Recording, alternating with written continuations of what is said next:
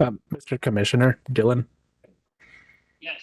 just before you guys two started, your audio is extremely quiet on my end. Because I had my mic muted. Hopefully that's better, John. Not much, but just FYI for you. Okay, we'll get started through the first couple of things. We will work through it, but hopefully that's better. Good afternoon, everyone. Today's the July 13th meeting of the Oil Conservation Commission. We're getting started at noon Mountain Standard Time. To do a quick roll call, Commissioner Bloom. Present. Commissioner Ampoma. Present. Let the record reflect we have a quorum. The agenda for this meeting was distributed in advance, consistent with the Open Meetings Act. Do we have any questions, comments, or additions? Otherwise, can I get a motion to approve the agenda? I so move. Let the record reflect the agenda was approved unanimously. Similarly, the meeting for the July 8th, 2023 meeting, the minutes for the July 8th, 2023 meeting of the Oil Conservation Commission were circulated in advance. Do my fellow commissioners have any edits or comments on those minutes? Otherwise, can I get a motion to approve the minutes? Here, the meeting notes look good, and I move to it. Let the record reflect the meeting minutes were approved unanimously. We are going to move to the first item on the agenda today, which is case number 23580. It's the application of Wild Earth Guardians in the matter of proposed amendments to the Commission's rules to address perfluoroalkyl and purifluoroalkyl substances and their use in oil and gas extraction. The purpose of today's hearing, and this is for folks in attendance and members of the public, is to address the sole issues consistent with NMAC 1915-38 as to whether the Commission should decide to hold a hearing on the petition. It is not to discuss the substance of the petition or the merits one way or another. I know we've had a number of parties enter appearances in this case. I would ask them to come forward. The Commission is going to offer would like just a brief explanation of the petition to help us weigh the decision we need to make. I'd like to hear from all parties who entered an appearance, and consistent with prior notices for it, the Commission providing an allowance for 30 minutes for public comment. Again, the question before us is the narrow one, whether to hold a hearing on the petition, not necessarily the broader question of the merits of the specific petition. So I would invite folks to come up. Encourage you to project like I'm doing now, but the mics there are live, both of them. So please come up and 5 to 10 minutes to just explain the petition, what it seeks to do, and then I'd like to hear from the other parties who entered an appearance in this matter. Go from there. Mr. Chair, before we begin,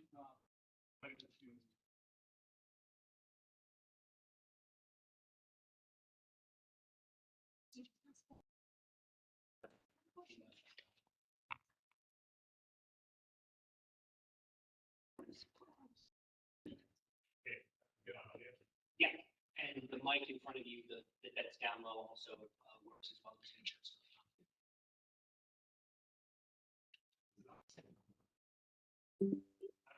Great, thank you, members of the Commission. My name is Jeremy Nichols.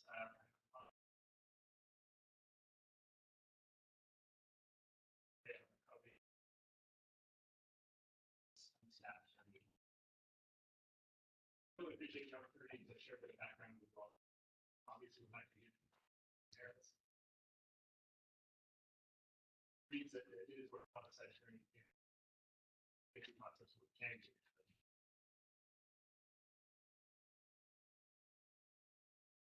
We have a few slides, and we sent the PDF earlier this week. Show you guys I'm going to turn on the commentary just to make sure folks can hear it.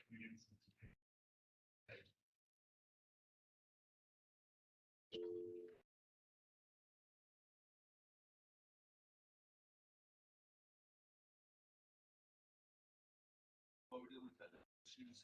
There is a sign-up sheet in the back for public comment. So if we sign.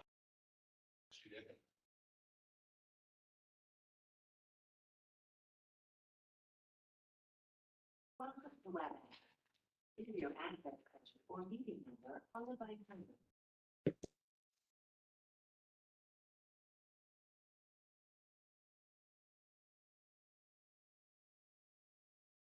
Enter your attendee ID number followed by #. Not know your. Okay. Yes.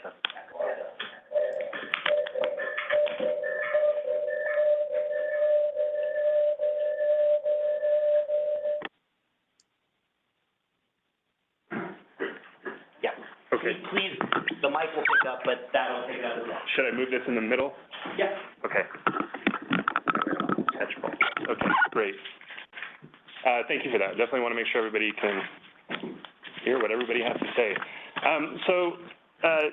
Not going to get into the details, obviously, but we do hope the commission agrees that there is a need for a process to get into those details and does grant the application and set a hearing date. I just, briefly just want to go over, why we have submitted this application and kind of what's the driver here. I guess first and foremost, I just want to emphasize that we're here today because New Mexico is a leader. New Mexico is a leader in confronting the use of perfluoroalkyl and polyfluoroalkyl substances, otherwise known as PFAS. These forever chemicals are an acknowledged problem by Governor Michelle Lujan Grisham, and she has committed considerable state resources toward addressing that problem. She has taken steps to ensure the federal government is properly regulating PFAS and protecting people and communities here in New Mexico. She has primarily petitioned the EPA to regulate PFAS under the Resource Conservation and Recovery Act, otherwise known as RCRA. Unfortunately, there is an exemption in RCRA for oil and gas exploration, production, and development waste that is troubling. And it does appear as if there is a considerable gap in federal oversight that the state of New Mexico needs to be wary of and needs to do something about. Adding to that, the release of a report earlier this year by Physicians for Social Responsibility, this is in the record as well, so you all should have access to it, and we referred to it in our application, which documented that industry is indeed using PFAS in drilling and hydraulic fracturing operations in the state. We don't know the full extent, unfortunately, because we don't have adequate reporting requirements in place, but we do have documentation that certain PFAS are being used in certain situations. So we know that there is an issue. This isn't a solution looking for a problem. There is a problem, and there is federal oversight. We know that something needs to be done, and so we decided to ask this commission to take action to address the regulatory gap. And what we suggested is a pretty straightforward approach. One, ban the use of PFAS by the oil and gas industry, and two, establish stronger reporting requirements to ensure that that ban can be enforced, and to also ensure that the division has access to information, not only regarding PFAS, but regarding the use of potentially other harmful, dangerous substances by the oil and gas industry. What we've suggested, and of course this is just to kick off the process, this isn't at all, but we've suggested rule language that largely mirrors legislation that was passed in Colorado. So we're not trying to reinvent anything. We're not trying to make up stuff. We're trying to go off what has worked in neighboring states that also are dealing with PFAS and oil and gas extraction activity.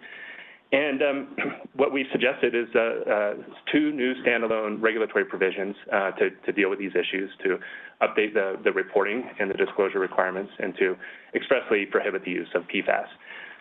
It just seemed cleaner to suggest two new regulatory sections, so that's what we suggested. And we have proposed related amendments to existing rules to accommodate the addition of those two new regulatory sections. So with that, I'm going to hand it over to Tim to just briefly discuss where we see the authority for the commission to act here. Thanks, Jeremy. I'd like to briefly talk about the commission's authority to adopt the rule, but also address the contents of the petition. The Oil and Gas Act gives this commission authority, broad authority, to carry out the purposes of the act. But specifically in 70-2-12-B, there are provisions that allow this commission to make rules to regulate produced water and non-domestic waste to protect public health and the environment. So that is this commission's authority to adopt the rule. And then the contents of the petition comply with 19.15.3.8 in Act. And you'll see in your packet we have a proposed rule attached as Exhibit A. We have a summary of the rule, and there's also an Exhibit B, which is the proposed legal notice. And just to reiterate what Jeremy was saying, we're here today to ask for a public process. This is a public process that will allow the commission, the public, and the parties to gain information about this issue, and also help the commission to make a decision about this issue. We urge you to support the proposed procedural order that Mr. Tremaine circulated to the parties. And that is a procedural order that allows all the parties to participate via video, in person. It will allow for greater public participation. So we ask that you do support that. And also, if you have any questions, we're happy to answer those, and we look forward to participating further. Thank you. And just to wrap it up and just to emphasize, you know, this is a waste issue, and what this is aiming for is to ensure that PFAS doesn't make its way into the waste stream. The best way to do that is to make sure it's not used in the first place. So pretty straightforward approach, and we hope you know, we'll have an opportunity to present more information and testimony as part of this process. Thank you. Thank you both. And I'll look to the clerk to correct me if I missed someone, but I believe the two parties that have entered an appearance in this matter are the Oil Conservation Division and the MOGA. I'd like to hear from the Commission would like to hear from the Oil Conservation Division next. And please, for those listening on the phone, just state your name. Chris Moander on behalf of OCD, and with me is Deputy Director Brandon Powell. May I proceed, Mr. Commissioner or Mr. Chair? Yes, please. OCD doesn't object to proceeding forward with a rulemaking hearing as to Wild Earth Guardian's petition in case number 23580. I think the main issue at this point, because there's no objection from the division, is it's going to be a question of the procedural order, which has been going back and forth amongst both the two parties, well, the one party that's entered its appearance in the case, but additionally, there's been discussion with others who will almost certainly end up entering an appearance. The main issue that we're facing here, I mean, there's some objections, as Wild Earth Guardian Council noted a few minutes ago. The main issue here is that in order to get this rulemaking done in a way that's going to be efficient and that's going to incorporate shareholder participation, this is going to require a rulemaking to be set probably after the general session in 2024. Right now, as far as I'm aware, I haven't heard any objection to this particular date, and I think this is the most important part of this procedural order, is February 19th through the 23rd of 2024. That would be the week following the general session. It's going to be impossible probably to get every bit of work done that's truly necessary for rulemaking for then or without more work. So one of the things I do want to touch on, and you will see a copy of this order. I apologize, between myself and Mr. Tremaine, we've had some issues come up in the last few weeks that have delayed this, so I asked for some forgiveness and some leeway on that. We need to set this procedural order up so we ensure that we get the stakeholder conversations, that we give the parties enough time to engage in motion practice if it's deemed necessary.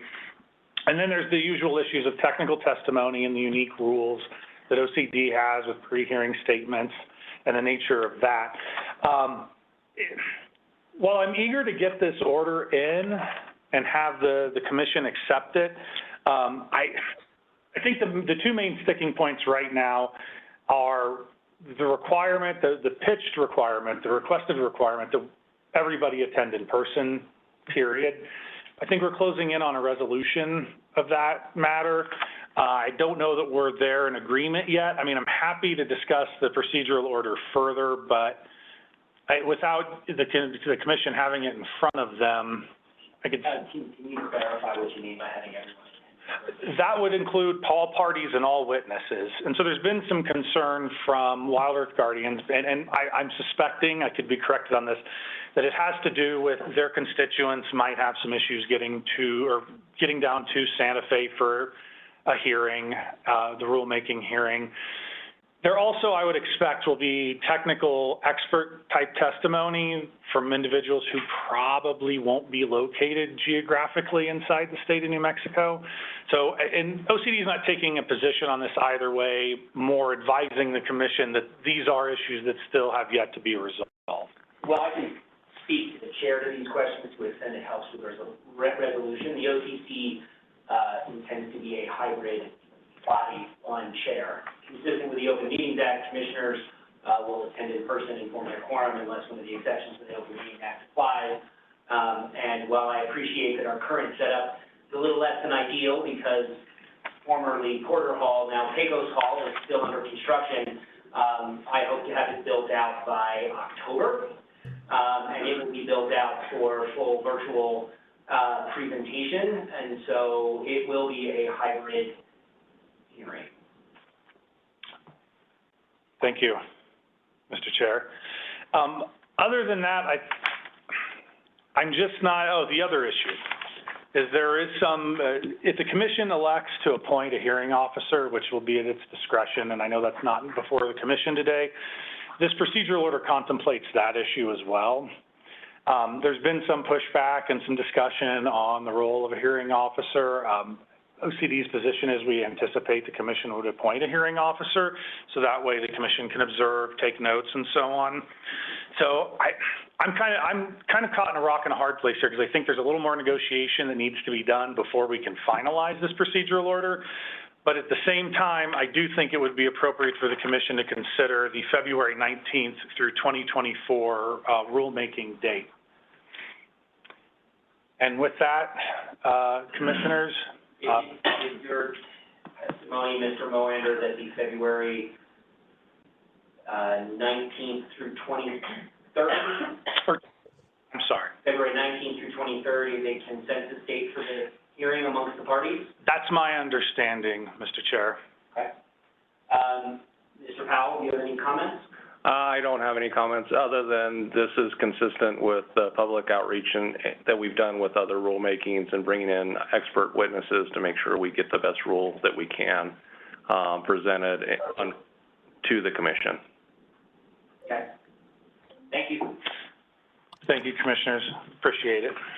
And it looks like I missed one party who entered an appearance before we go to public comment.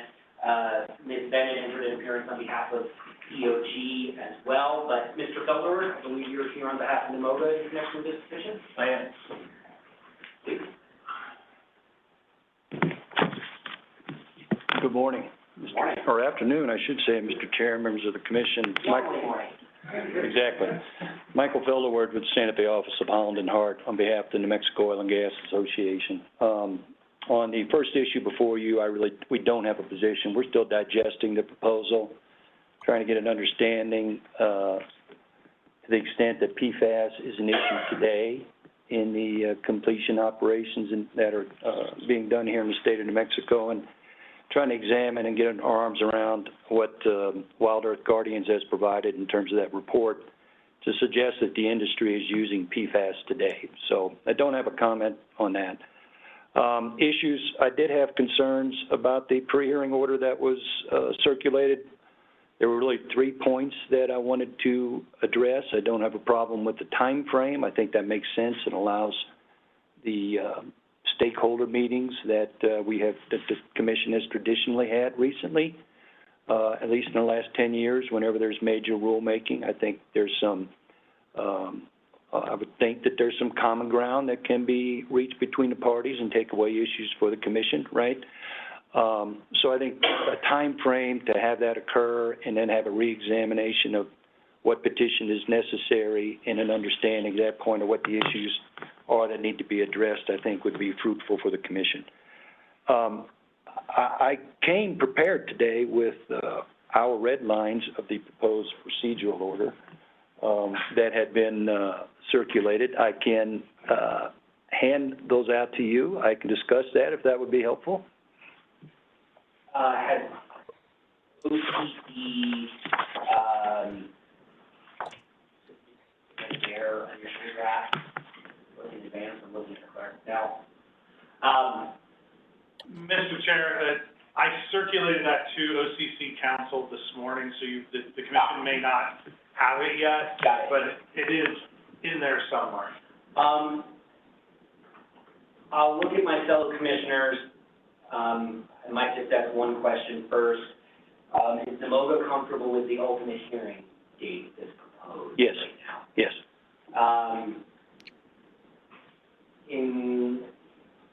Mr. Chair, are you comfortable with a week-long hearing the day after Monday after the session? I mean, I'm already. Not that you're gonna be in, commission, hearings, and county sessions for a month, but. I was gonna ask that question next. Is there magic to the 19th, or could we push a week later? Because Commissioner Bloom does ask a question if we're talking about the end date. Does that give the parties any, discomfort or disquiet, just sort of looking out at it? Mr. Chair, I mean, we requested a hearing in September, because we feel like this is an urgent issue that needs attention. We're willing to go with the February 19th date, but to your point, we also want to be realistic and reasonable. So if the commission needs a week, I don't think we'd oppose that. Okay. I'm going to look at my fellow commissioners and maybe ask this question there. It sounds like we may be able to arrive at a potential date if we decide to proceed with the petition, but maybe just give the parties more time to hash out procedural order, which we might even be able to do if they come in with a consensus just via email and not even necessarily have it, bring us a final procedural order by the next meeting, or before. Thought process here, if we decide to proceed with that. Chair, yes, I would agree with that, and I'm comfortable by your week, so. Okay.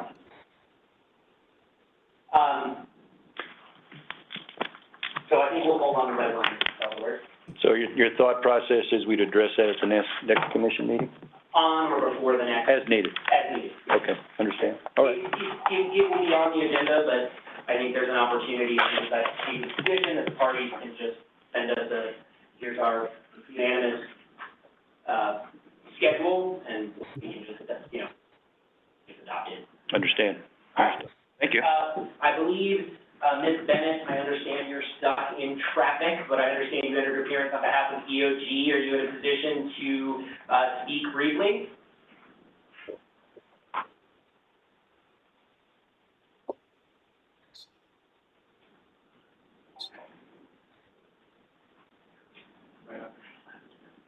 I will check.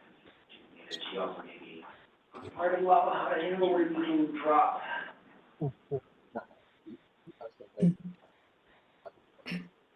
I will circle back before we close this out. As I said at the outset, we were going to provide 30 minutes for public comment. I have a list of folks who are in the room, and I also have a list of folks who are online. I'm going to go through the folks in the room. If you're in the room, I would ask you to come up to the dais here near the poly, come and speak. The first person up, and I apologize in advance if I mispronounce anyone's name, but Douglas Nicholjohn.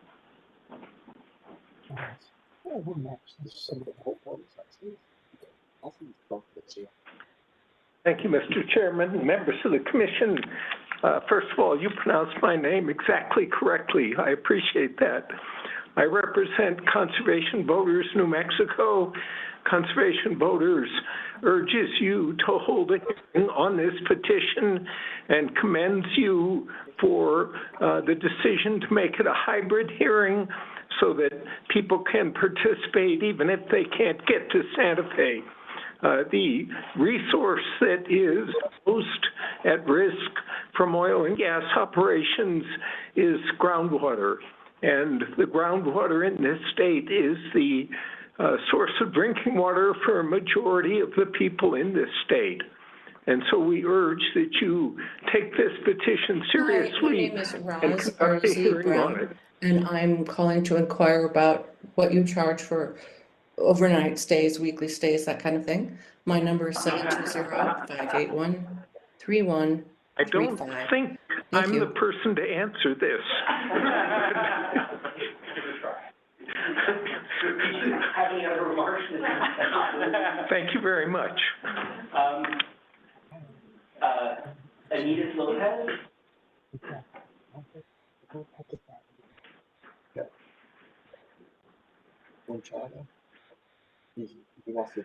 good morning. Good afternoon, Chairman and members of the Commission. My name is Enedith Lopez. I am from the International District in Albuquerque. I am here today as a spokesperson for Yucca, Youth United for Climate Crisis Action. I am here to speak on behalf of our thousands of members and supporters across the state, and some who are here today. We stand in strong support of this rulemaking petition. It is vital for the OCC to ban the use of PFAS chemicals and require comprehensive chemical disclosure from industry operators. Oil and gas takes a heavy toll on frontline communities and workers. The very least we can do is protect those bearing the disproportionate health impacts and to protect our precious water and environment. By banning the use of PFAS chemicals and requiring industry to reveal just what poison they are releasing into our environment and our communities. Companies responsible for poisoning our air, land, and water must be held accountable for the environmental racism and injustice frontline communities and workers have been subjected to at their hands in the interest of profit. Today, we are asking you to take the first step forward in protecting our public health and limited water resources by granting this petition a hearing as soon as possible. Thank you. Kayla Jamie Horta.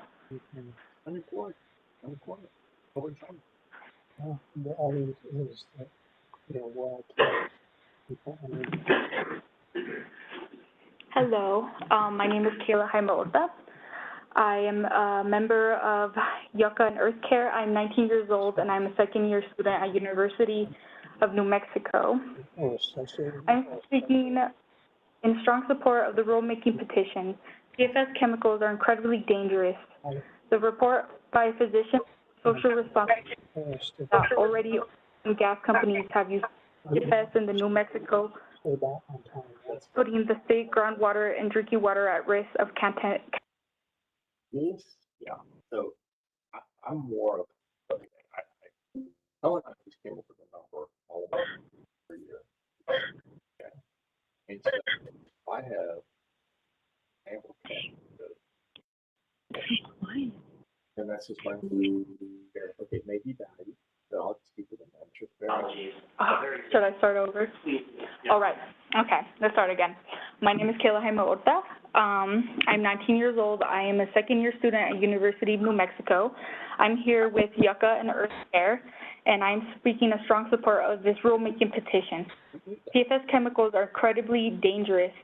The report by Physicians for Social Responsibility mentioned that already oil and gas companies have used PFAS in New Mexico, putting the state groundwater and drinking water at risk of contamination, causing issues with all throughout the body.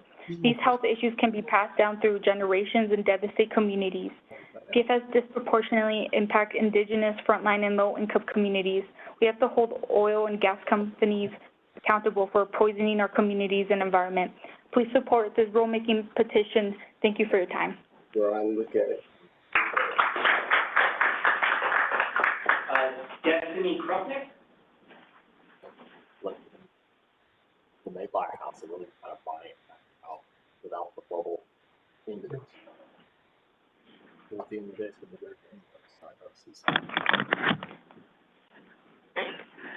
Good afternoon, Chairman, members of the committee.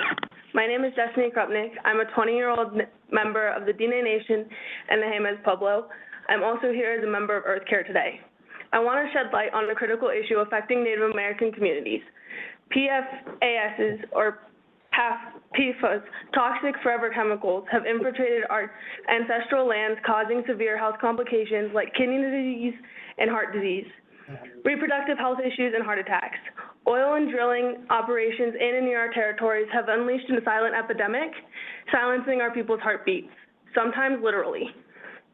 Our elders, the pillars of wisdom and guidance, are falling victim to heart disease. Tragically, one of my Navajo elders, who was imparting their knowledge of the Navajo language weaving in our culture onto me, passed away suddenly from a heart attack. His son, who happens to be my age, witnessed to the entire thing.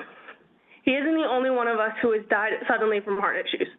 The utilization of our indigenous territories for industrial and economic progress perpetuates an ongoing cycle that reveals the prioritization of economic growth over the rights and well-being of Native communities.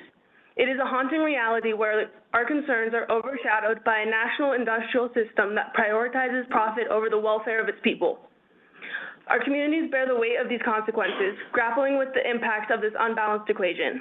I urge you to listen to our raised voices and institute more stringent regulations through testing, thorough testing, and robust remediation measures that eradicate PFAS contamination from our sacred lands. Our battle for environmental justice is inseparable from our struggle for cultural preservation as we fight for a future where our communities can flourish in health and vitality. Thank you.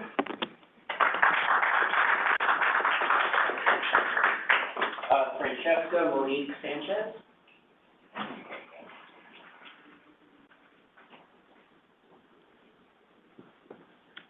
Good afternoon, Chairman People.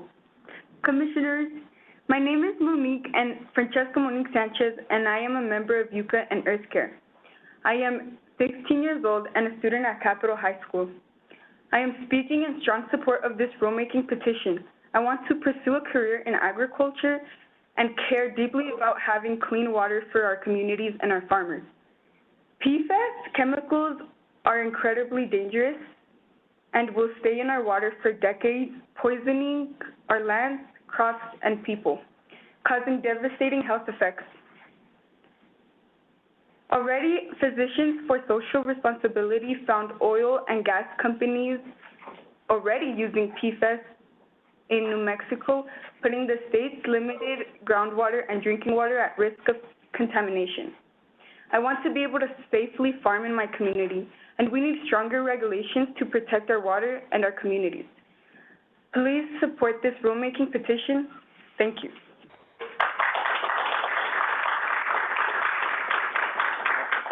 Before I go online, I just wanted to double check. There is a Kayla listed here without a last name.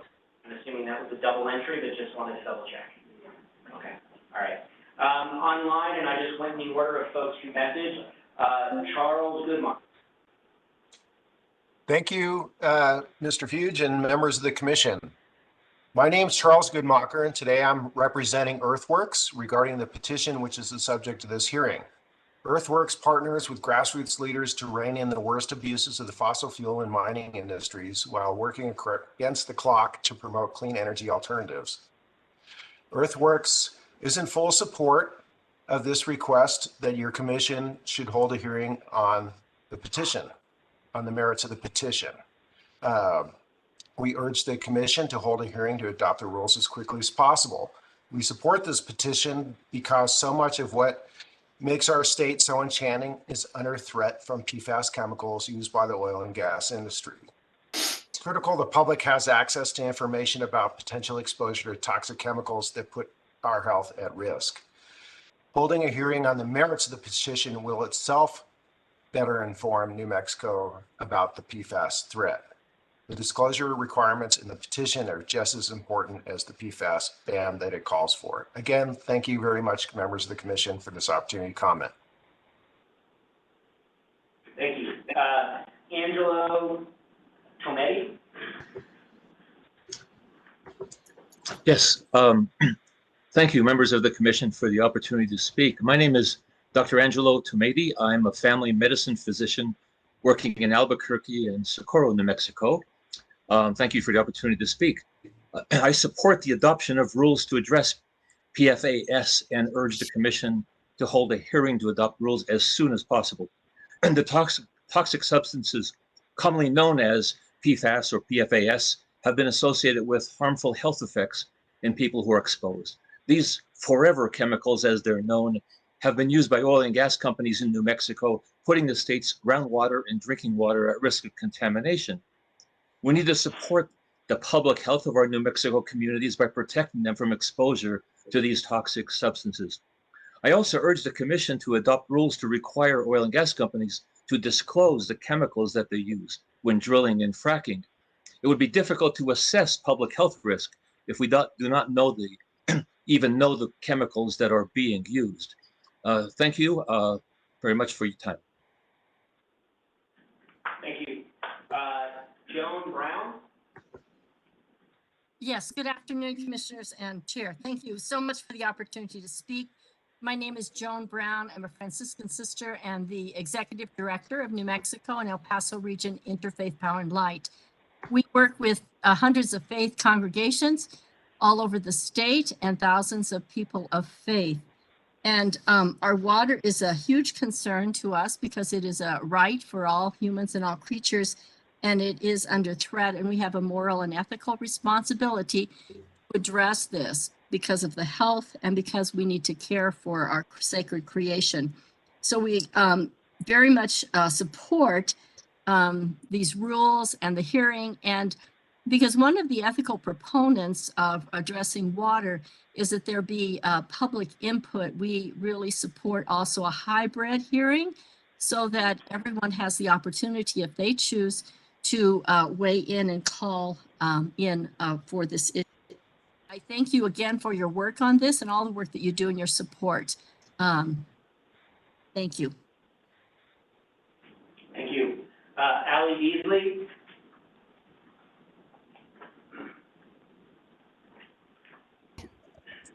Hi, good afternoon, commissioners and chair, and thank you so much for the chance to comment. I'm Allie Beasley, an attorney with Western Environmental Law Center, or WELC.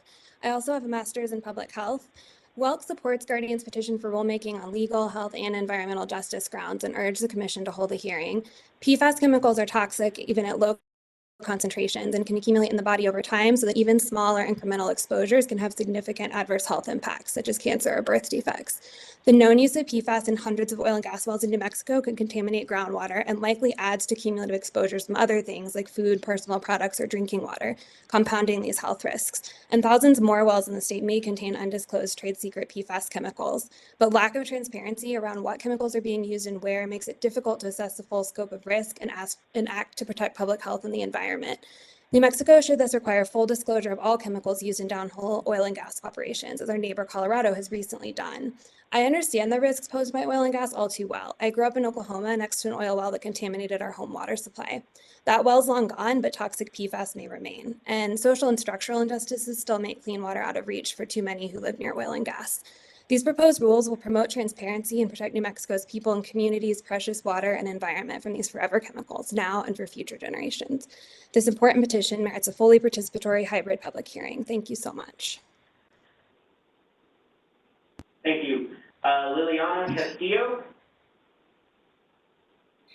Yes, thank you, Mr. Chair and members of the commission. My name is Liliana Castillo. I'm a board member for Amigos Bravos. Thank you for the opportunity to provide public comment today. Amigos Bravos is a statewide water conservation organization guided by social justice principles and dedicated to preserving and restoring the ecological and cultural integrity of New Mexico's water and the communities that depend on it. We stand in full support of this petition and encourage the OCC to hold a hearing as soon as possible. And we commend the commission for moving forward with a hybrid hearing. Our water is our most important resource, and we need all the protections we can get. This is especially pressing as drought and heat fueled by climate change impact our water supplies. And yes, thank you so much for the opportunity to comment today. And the last person I have signed up for comment is Dusty Horowitz. Hi, can you hear me? Yes, sir. Okay, great. I am a consultant with Physicians for Social Responsibility, a nonprofit organization that focuses on protecting human health. I'm also lead author of PSR's report released in April about the use of PFAS, or per and polyfluoroalkyl substances, in New Mexico's oil and gas wells. The report was covered by the Santa Fe New Mexican, Carlsbad, Current Argus, and NM Political Report. We found that according to oil and gas industry records, oil and gas companies injected more than 200 wells in New Mexico over the past decade with PFAS, a class of chemicals that, as we've heard, are extremely toxic, has been linked to cancer and other serious health impacts, and do not break down in the environment, which is why they are called forever chemicals. But these findings may significantly underrepresent the reality of PFAS use. Industry records also show that of more than 9,000 oil and gas wells for which companies disclose the use of fracking chemicals, more than 8,200 wells with at least, they injected more than 8,200 wells with at least one trade secret chemical per well. These chemicals could be PFAS or other toxics, but their identities are kept secret from the public and regulators as allowed by New Mexico law. The public has a right to know these chemical identities and a right to be free from forever chemical pollution. That's why a hearing on this proposed rule is so important. Thank you for the opportunity to testify. And I misspoke. I missed one final public commenter would sign up. Antoinette Reyes. Hello, thank you for letting me speak today. My name is Antoinette Reyes. I am an organizer with the Sierra Club Rio Grande chapter. We are commenting in support of a hybrid rulemaking happening as soon as possible on behalf of our 30,000 members and supporters across the state. PFAS is a commonly used surfactant in oil and gas due to its qualities. And according to sampling done by NMED in 2021, PFAS is already contaminating surface water and groundwater across the state. It's incredibly important that the concentration of PFAS is kept under control by removing its use from as many sectors as possible. As previously mentioned, we're talking about the drinking water of New Mexicans that are being impacted. According to EPA, PFAS has been linked to developmental effects or delays in children, including low birth weight, accelerated puberty, bone variations, behavioral changes, increase of some cancers such as prostate, kidney, and testicular cancers, the reduced ability of the body's immune system to fight infections, as well as interfering with the body's hormones and increased cholesterol levels and risks of obesity, among other impacts. We're also supportive of the proposal to strengthen the disclosure requirements. There is a way to require the disclosure of chemicals similar to the food industry where you list the ingredients but don't give away the recipe, which is a way that some states have gotten around the trade secret issue. Thank you again for letting me speak today and look forward to public engagement opportunities. Thank you. I got one last person, and we haven't quite run through the period that we provided for in the comment. Josie Zuniga. Apologies for mispronouncing. Good afternoon, Chairman and members of the Commission. My name is Josie Zuniga. I'm a member of Yucca, and I'm from the Permian Basin, more specifically the Eddy County region. I'm one of those New Mexicans who is under direct health threats due to my exposure to PFAS chemicals from the oil and gas operations taking place all around me. I'm speaking in strong support of the petition before you. The state of New Mexico has a responsibility to protect citizens and frontline communities like mine. People living in the Permian are at a very high risk of disease caused by PFAS buildup in our bodies due to high industry activity. In Eddy County, people live with extraction sites in their neighborhood and pipelines running through their backyards. Protection from PFAS exposure would mean the difference for so many families and frontline communities. Families in these communities at this point in time have no choice but to sit in silence while flares and vents are allowed outside of their homes. Which chemicals are in the pollution released into our air, land, and water matters a lot. We cannot continue to allow industry to use PFAS chemicals given the long-standing dangers they present. For the sake of the children of New Mexico, this petition must be taken up. Thank you for supporting this petition and taking New Mexicans' health into consideration. I have no one else listed for comment. I am going to circle back and make one more attempt to see if Ms. Bennett is able to, is in a position to speak. She did enter her appearance on behalf of EOG. Good afternoon, everyone, and thank you for your patience with me as I work through my technological difficulties in the car. I really appreciate it. Dina Bennett on behalf of EOG Resources, and I'm from Madro Sperling in Albuquerque, New Mexico. And I dropped as the commission was discussing potential hearing dates, but EOG Resources supports dates and the procedural order, but is neutral on any proposed changes to the hearing, to the scheduling order. Okay. I think I heard that, but let me just repeat it back because you broke up briefly. EOG is comfortable with the proposed hearing date, but may have some changes to work through on the hearing order. But that sounds consistent to where the commission sort of signaled we want to get it nailed down on the hearing date and allow some time possibly for parties to work out the details of the procedural order. I'm going to look at my fellow commissioners. Do you need to go into deliberation or confer with counsel, or do you think we're in a position to make a decision here?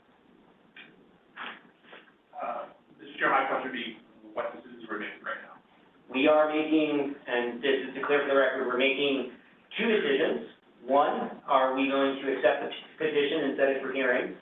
And then a hearing date, and then, you know, in an ideal world, we have the knock-on schedule of the orders and other pieces, but I think the parties need some time to sort of work that out. So we'd be sort of, what's the hearing date we're aiming for? Are we gonna take up the petition? What's the hearing date we're aiming for? And then probably a direction to the parties to come back to us in short order with a procedural order. I think we can, Mr. Chair, I think we can address those issues now publicly and, go on with the due. I'm gonna make a motion to, set, Wild Earth Guardians, petition for hearing. And, I second that. And I'm gonna do a roll call. Commissioner Impoma. Approved. Commissioner Bloom. Approved. Let the record reflect, unanimous decision on to set the Wild Earth Guardians, petition for hearing. On scheduling, Commissioner Bloom raises a good point. While the legislative session will be done, it is it's the first week after, and at least 2/3 of the commission have heavy responsibilities during the legislative session and immediately after with Bill's digest.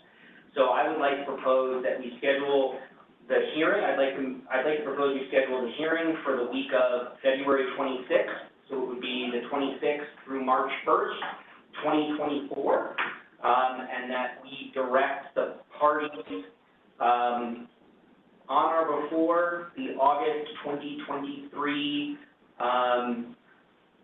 commission meeting to come up with a procedural order that's either acceptable to all parties or the parties can come in and present to the commission where they're stuck, and we'll make some final decisions on the procedural order then. If that works for my fellow commissioners, can I get a motion? Mr. Chairman, I so move. I second.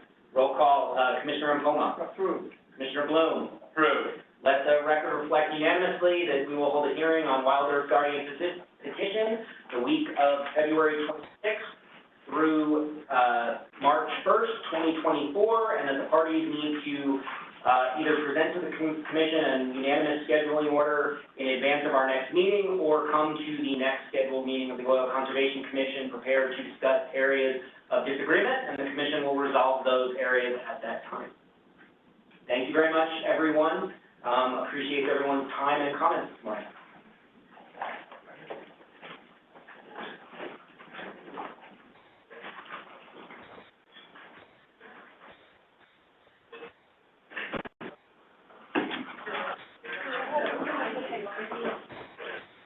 Good. Right now. All right, we're on. For those still online, go ahead and room and take a shot on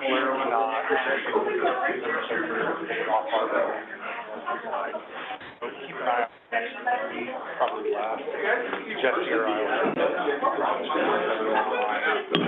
hurting cat. Turns out that's a major skill of being a lawyer.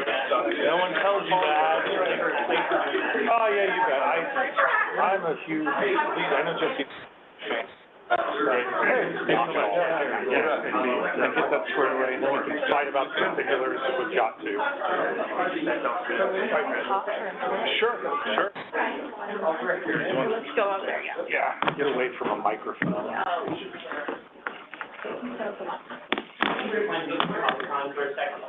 It's okay. I can get it. Yeah, great.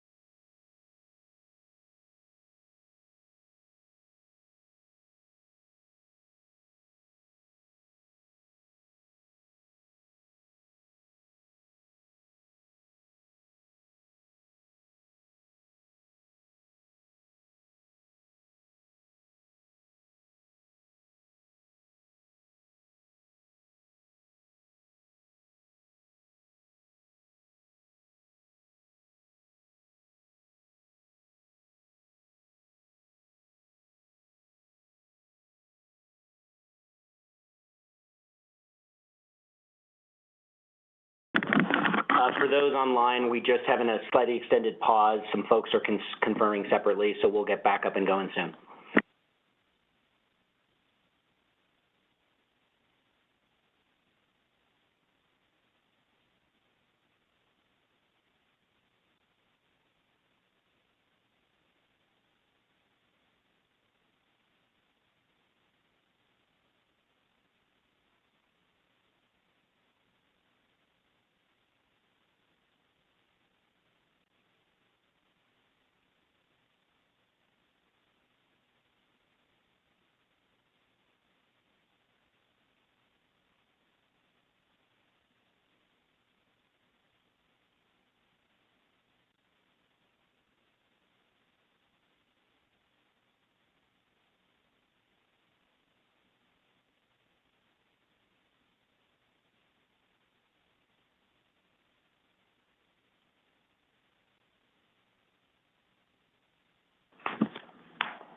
All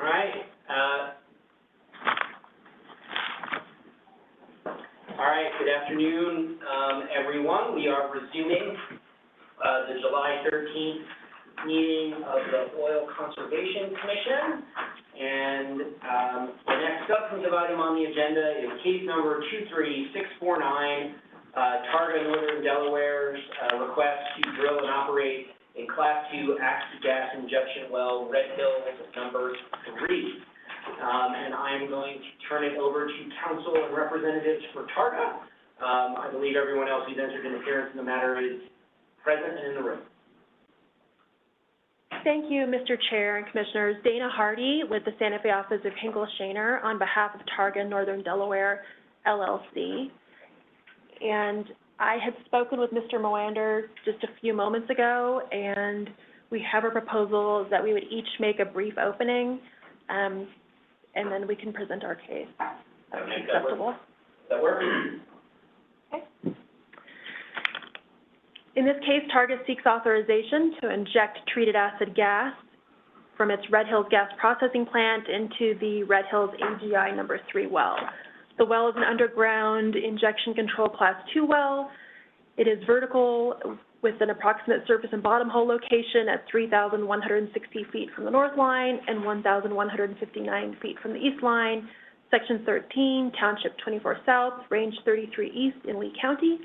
The well's proposed maximum daily injection rate is 13 million standard cubic feet per day, and the proposed maximum surface injection pressure is approximately 1,767 pounds per square inch gauge. The target injection zone for the well is within the Bell Canyon and Cherry Canyon formations of the Delaware Mountain Group at a depth of approximately 5,700 feet to 7,600 feet. The well, as proposed in the C-108, will not cause waste, impair correlative rights, or harm public health or the environment, including through the risk of induced seismicity. In addition, the well will facilitate the sequestration of CO2 and treated acid gas, or TAG, which is in the public interest. And in support of the application, we will present 3 witnesses. Mr. Eels will testify first as a representative of Targa. Then we have Dr. Dana Ulmer-Scholl, Mr. Paul Ragsdale, and Dr. David Tew. So I will turn it over to Mr. Moander. And I'll just stand up and speak very loudly here. OCD's position is that it doesn't oppose the approval of the proposed well in this instance, but here shortly I'm going to present OCD's suggested elements or qualities that the commission can consider for the well or conditions. I will run through that with the commission, and then I think Ms. Hardy will put on her witnesses at that point. OCD does not have witnesses for purposes of today's hearing. It will just be an outline of what OCD would like to see in the final order.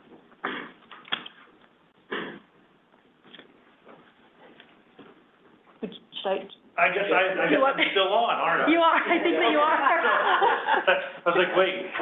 All right, so I'm going to read this is the prepared position from OCD. We conventionally don't read these positions in, but the circumstances have warranted that. In case number 23649, Targa Northern Delaware LLC, Targa, has filed a second application for authorization to inject process waste of hydrogen sulfide and residual carbon dioxide, referred to as treated acid gas or TAG, from its Red Hills gas processing plant into the proposed Red Hills AGI well number 3. The new well is to be located 3,116 feet from the north line and 1,159 feet from the east line in Section 13, Township 24, Range 33 East, NMPM, Lee County, New Mexico.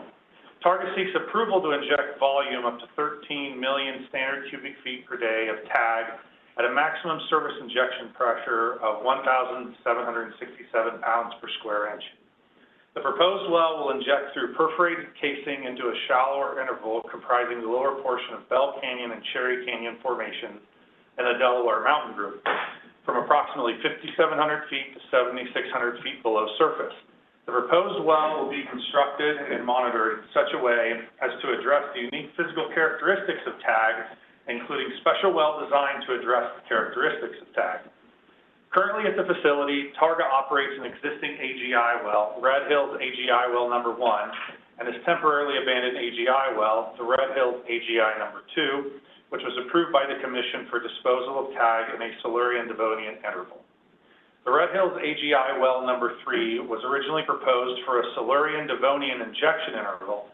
However, protests by affected parties, specifically operators with proposed development plans in the deeper Permian formations, resulted in Targa withdrawing its original deep injection application and submitting a new application for shallower disposal. OCD's position is as follows. Depending on, after the hearing's done, I can supply this to Commission Council for use in any order drafting. Currently, OCD discourages the utilization of the DMG due to proven impairment of correlation rights, historically low formation parting pressures, poor record of injection reporting, and the potential increase in drilling issues for hydrocarbon targets located deeper than the DMG. However, OCD will not oppose the approval of the proposed well while recognizing necessity for a redundant AGI well to the Red Hills AGI well number 1. The redundant well has become a recommendation of the OCD in order to avoid vent flaring and venting. Should there be a disruption of injection into Red Hills AGI well number 1. With this position, OCD seeks the following, and there are 6 points here. These are a little complex. Again, I'll make sure the Commission supplied with this, as well as Ms. Hardy will, I believe she's already got a copy. But proposal number 1, the new proposed well, the AGI number 3, shall be constructed and operated with the same conditions detailed for the proposed original AGI well. This includes well construction with CR material, monitoring requirements, and adjusted operating conditions for the shallower injection depth. Number 2, within 2 years of commencing injection into the shallower AGI number 3 well, Targa shall submit an application to drill and complete a deep AGI well in the Devonian Silurian interval. This application shall be submitted with the full knowledge and approval of all affected parties which filed opposition to the original deep interval application. Number 3, within 3 years of commencing injection into the shallower AGI number 3 well, Targa shall spud for the completion of the Devonian Silurian AGI well.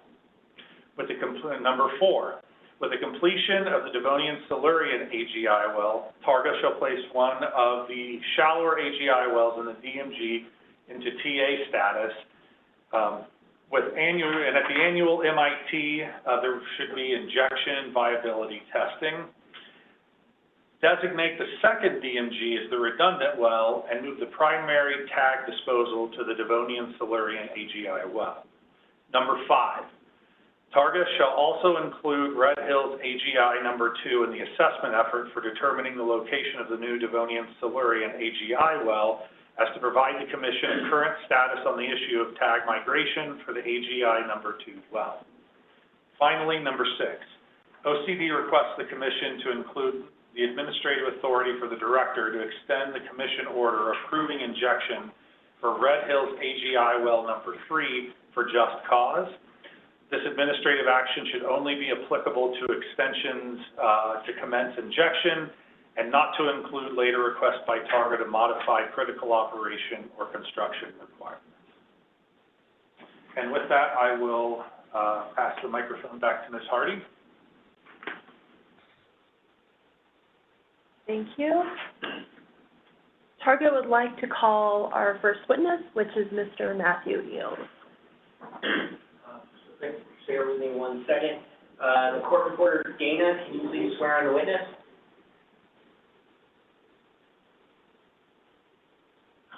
Yes. Please raise your right hand. Do you swear or affirm to tell the truth, the whole truth, and nothing but the truth? I do. Thank you. You may proceed. Mr. Chair? Yeah. If I might, so just to be clear on the 6th point before we jump in. Your second point was that within 2 years, there'll be a deeper well that's approved, and then within 3 years that gets shutted. That is correct, Commissioner. And the shallower well goes to inactive status. Temporarily inactive status, TA, yeah. And then the Red Hills number 2 becomes part of the study, right? So, number 5? Yes. And then number 6 is AGI number 3 can be extended by the OCD director, so that would be the OCC allowing the OCD director to extend AGI number 3's life for just cause. Correct, Commissioner. That's right. But only certain extensions, I understood it. Yes. Like that's, it's going to be, the just cause would have to be established for one. And I think that alone is pretty sufficient to give the director the authority to weigh what he or she happens to be receiving. Okay. Thank you. No further questions. And I'll stand for any more questions if the commission happens to have any. Yeah, I have a quick question. I'm wondering why the expert now reviewed the application is not here as a witness for OCD. Dr. Mpoma, I think we've had some difficulties in our legal office in the past few weeks. We did not file a pre-hearing statement, and this is why I'm providing the entirety of the OCD's position today, which is admittedly a little unorthodox, but that's just the flat truth, Dr. Mpoma. File a pre-hearing statement there. Yes. Anything else from the commission before I sit down? At this time. Thank you. And actually, Mr. Feldor, I recognize you're another party with an appearance, so brief opening before we get into Targa's affirmative presentation. Yes, so I'm here for Michael Feldor, Santa Fe Office of Holland and Hunt. Rio G Resources, Inc., ConocoPhillips, and Matador Production Company. Okay, we have not seen these new proposals by the division. A couple of them are troubling. So I'm going to meet with Mr. Moander at the appropriate time. I'd like to see him, okay, and digest what has been discussed here this morning that apparently we were not aware of, for whatever reason. Okay? Thank you. Okay. Mr. Eels, Yes. please state your full name. Robert Matthew Eels, By whom are you employed and in what capacity? Targa Resources, the VP of Regulatory. What are your responsibilities in that position? Responsibilities for our AGI wells and SWD wells with permitting and compliance. Have you ever testified at a commission hearing? Yes, I have. Can you please briefly summarize your education and professional background? I have a master's in environmental engineering from University of Kansas in '95. Since 1997, I've worked in EH&S and regulatory capacity within oil and gas companies, domestic and internationally, through today. Mr. Chair and Commissioners, based on Mr. Eels' education and professional experience, I move that he be qualified as an expert in environmental engineering. Yes. So recognized. Thank you. Mr. Eels, can you please identify the document that has been marked as Targa Exhibit A? Yes, that's our application, our C-108 for Red Hills number 3. And Exhibit A true and correct copy of the application in C-108? Yes, it is. Did Targa retain New Mexico Institute of Mining and Technology to prepare its C-108? Yes, we did. Were you personally involved in the preparation of that application? Yes. Will Targa's other witnesses testify in detail regarding the content of the C-108? Yes. Would you next identify the document that's been marked as Targa Exhibit B? This document is our hearing presentation. And was this presentation prepared by you or under your supervision? Yes. Okay. Let's look at slide 4. Hopefully everyone can see that. Can you please provide some background on Targa's Red Hills facility? Yes, the intent of this slide is to obviously show at the top, this Red Hills facility is located in Lee County, 20 miles west of Jal, New Mexico. The graph on the left shows the Targa gathering lines for the CO2, H2S, both sweet and sour gas. And the yellow star in the image is the location of the Red Hills plant. Primary purpose is just to show the volume that we see in that area. And on the right is an aerial image of our Red Hills gas plant, and specifically the AGI processing and compression facility in the foreground. Can you please describe what's shown on slide 5? Yep, this is an overall timeline of the Red Hills AGI wells. AGI 1 was drilled and began injection in August 2018, injecting into the Cherry Canyon Formation. AGI 2 is permitted, as noted earlier, is permitted to the Salar Devonian. We began losing returns in the Bell Canyon Formation while drilling through. The fact we are cognizant to the fact that AGI 2 is 198 feet away from our active injection into the Cherry Canyon in 1, caused us to, number one, understand that we would be more prudent to drill a third well, which we had already actually applied for in February of this year, knowing that we would need the volume. So at that point, we temporarily abandoned AGI 2, again out of an abundance of caution, knowing that we're injecting into 1, and began the permitting process for AGI 3, which is how we are here today. The intention would be that once we are injecting into 3, we can stop injecting into number 1 in the Cherry Canyon and relieve the pressure in that area to allow more movement forward with 2 or other options. What is shown on slide number 6, please? So slide 6 is just a greater, further back image of both the Midland and the Delaware Basin, and just overall oil and gas activity. As you all know, it's very busy, particularly where Red Hill sits. What is shown on slide 7? And this is an overall expectation of our growth expectations in the Permian Basin. We're sitting in 2022 at about 3 billion cubic foot per day, with expectations to get up into 6 and 7 billion cubic foot per day in the area. And does Targa require additional injection capacity to meet this expected growth? Yes, we do. Let's talk for a minute about the environmental benefits of the injection of treated acid gas, or TAG. Can you please summarize some of those benefits? Yes. Historically, when H2S was encountered in a gathering system, it would have been flared, which produces significant amounts of SO2 and a critical air pollutant with the EPA. So there was conversion to AGI wells in order to minimize the impact on the environment and not burn H2S, converting it to SO2, which is an irritant, basically putting it back into the ground where it came from. So one of the first benefits, obviously, is H2S is a very dangerous gas in itself, and conversion to SO2 is hazardous. So injecting that back into the ground is protective of the environment and the people in the area. The other part of it, too, is it allows our plant to process the gas in those gathering lines, removing water, SO2, H2S from those streams, so that it could be sent down the line and provide our upstream clients the opportunity to have a viable and marketable gas that they could send down the distribution lines. Without an AGI, how would oil and gas operators treat their sour gas in the field? They would flare it. Does the injection of TAG eliminate flaring at the plant as a control for sulfur derived from the processing of sour gas? Yes. Does it reduce the need to vent CO2? Yes. Will the injection of TAG minimize CO2 emissions from the plant?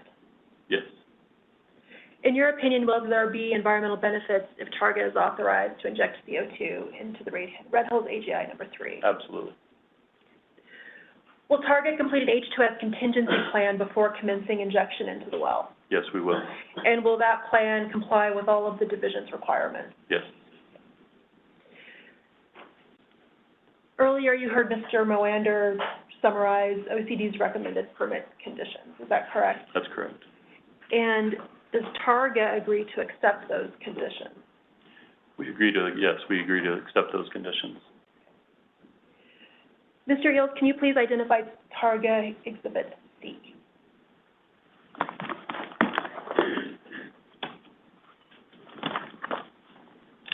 So this is a listing of our notices given prior to this hearing. Did Targa provide notice of the hearing to all affected parties? Yes, we did.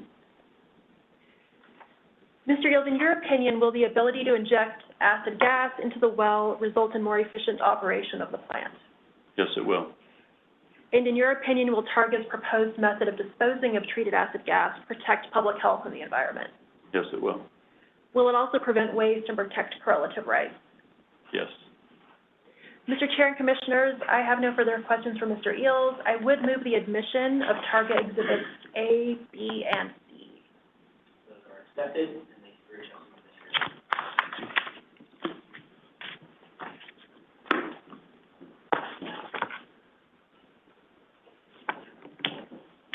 Mr. Targa's next witness is Dr. Dana Ulmer-Scholl.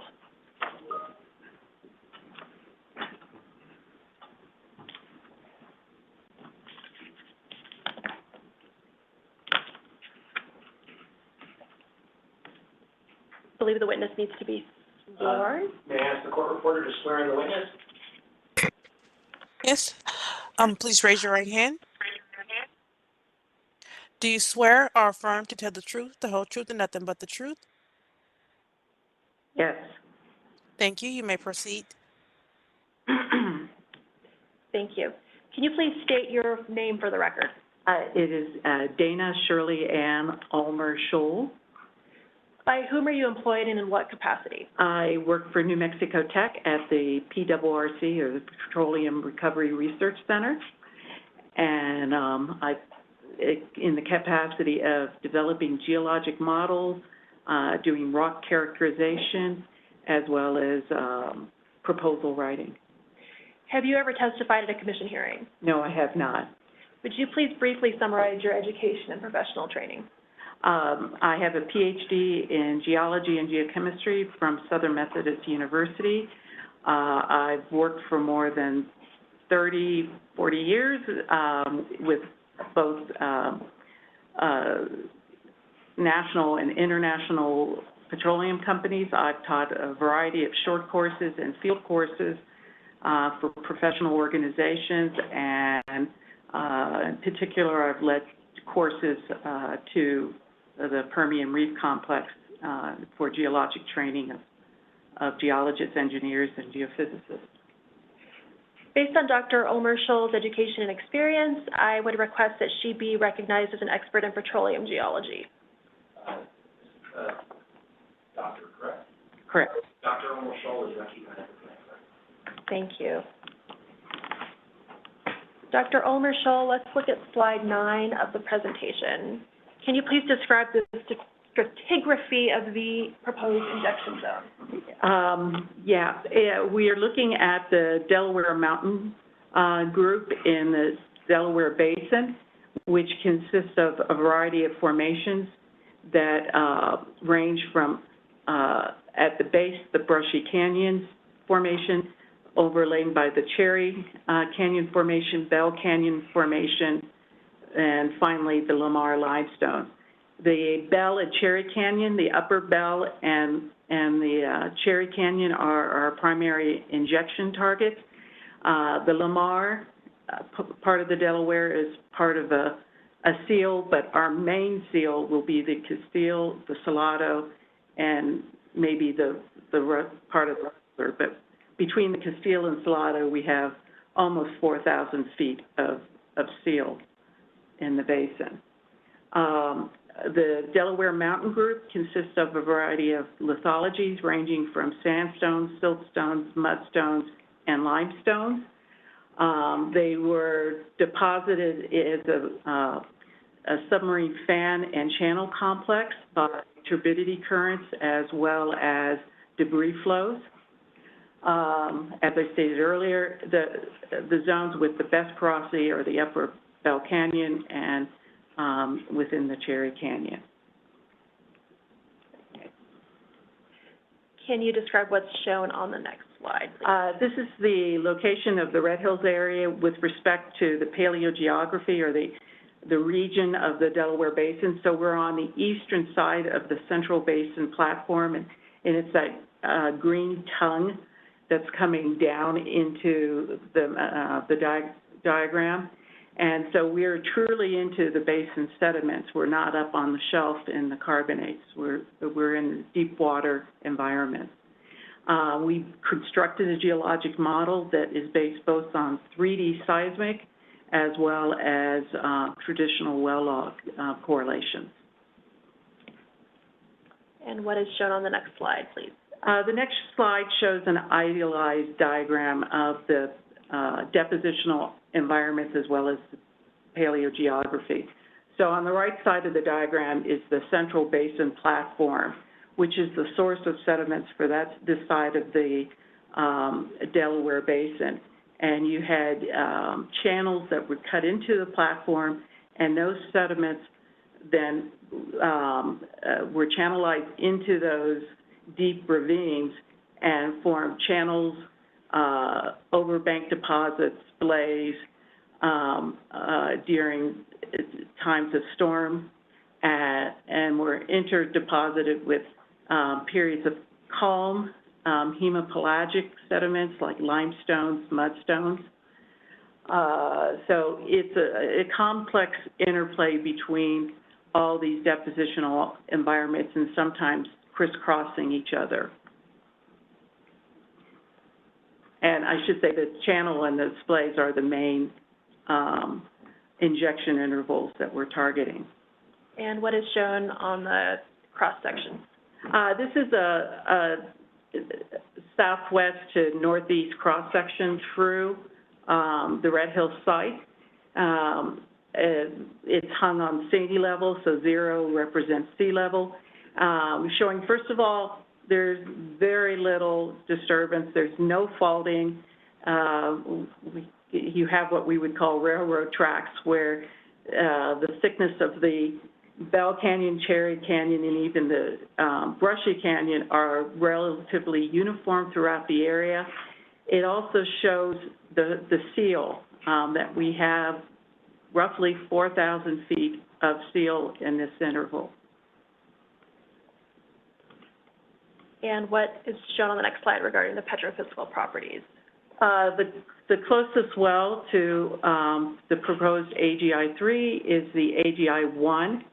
And what I've highlighted is the Upper Bell Canyon Formation. All the yellow are the high porosity sand beds that are one of the targets for injection, followed by a tighter interval in the Lower Bell Canyon, and then by an Upper Cherry Canyon injection zone.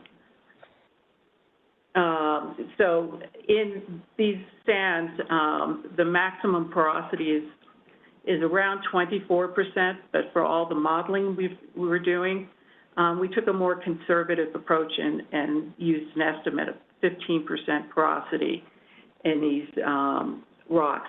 The overlying seal has negligible porosity or permeability in it, making it an excellent seal for the area.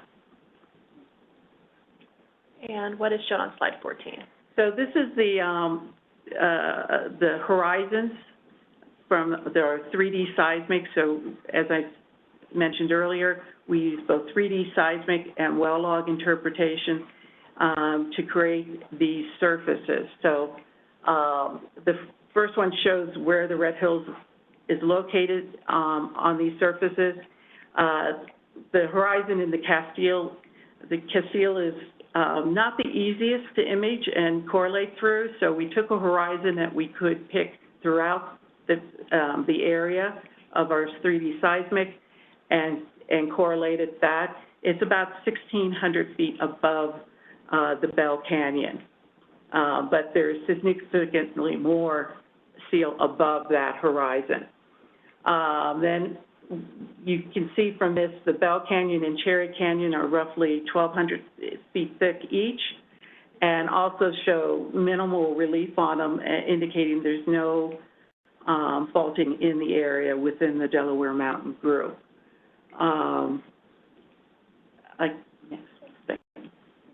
And what is shown on the next slide? These are the detailed maps built from both the seismic and the well log data. And the color on the maps show the relative thicknesses. So this is part of the confining zone, so it's not the entire confining zone. But the biggest thing is that the contour lines indicate the structural elevation. And so you can see that roughly the Castile, that surface in the Castile is dipping slightly to the southeast. And what's shown on the structure map? Okay, this is Bell Canyon. This is the injection zone, one of the injection zones. And it shows, again, the thicknesses. So we have a thickness of around 1,000 feet in our area of Bell Canyon sediment based on the seismic, and at about 1,675 feet subsea. So again, the contours represent the structural interval. And what's shown on this next structure map? And the Cherry Canyon is, shows, again, the isopac is the colored portion of this map and shows the thicks and thins within the Cherry Canyon. So we're sort of on the transition zones. We have good to moderately good thicknesses of Cherry Canyon sandstones. And again, it's dipping to the southwest in the basin. And what is shown on slide 18 regarding seismicity? Yeah. This is a slide that was created by Mary Litherland at the Bureau of Geology and Mineral Resources in Socorro, and she's the state seismologist. So since before the drilling of AGI-1, both the New Mexico Tech and Targa took a proactive approach of placing a seismometer in the area. And this seismometer is not just for the Red Hills area, it ties into the statewide network that can be used to locate both the depth and location of earthquakes within the state. So, as I said, it started monitoring since before drilling of AGI-1, and since then, in a 10-mile radius, there's been several earthquakes, the highest being a 3.0, which was about 12.4 kilometers from the site, probably not related to a injection. There's a second largest one is 2.32, and the closest is 3.5 kilometers away and has a magnitude of 1.49. Mary wanted me to stress that since they've been looking at the seismic activity at the site, before drilling and after drilling, seismicity has not increased, nor has it decreased. So they see no impact at this point on the potential for induced seismicity in the area. Do you have any concerns regarding impacts of this injection well to offset production? No, I do not. Why not? Because currently within the area, there's no production from the Bell Canyon or Cherry Canyon. And so I don't see a potential conflict.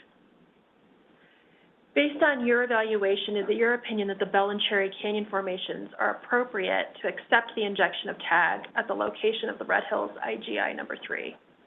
I think it is, yes. Is it your opinion that the TAG will be safely contained within the injection interval? Definitely. The Castile Salado is probably one of the best fields that you can have out there. So it's the reason there is oil and gas in the Permian Basin, because otherwise it would have migrated out of the Delaware Basin. In your opinion, will the injection of TAG into this injection well result in any increased risk of seismicity? I don't believe so. There are no identified faults in the area on seismic. There is no indication that we would see an increase in seismicity. Based on your analysis, will injection into the well prevent waste, protect correlative rights, and protect human health and the environment? Yes, it should. Okay. I have no further questions for Dr. Ulmer Scholl. She's available if the commissioners have questions. I'm going to look at first, do either of the parties, Moynihan or Mr. Bellwood, do you have questions for the witness? And I also realized I forgot to ask that, Mr. Eel, but I'm fair to call back. Mr. Moynihan? Nothing from OCD, Mr. Chair. Bellwood? Since the testimony I've heard here today has nothing to do with the Devonian or the Silurian, I do not have any questions. Commissioners, do you have questions for the witness? Yeah. Go for it.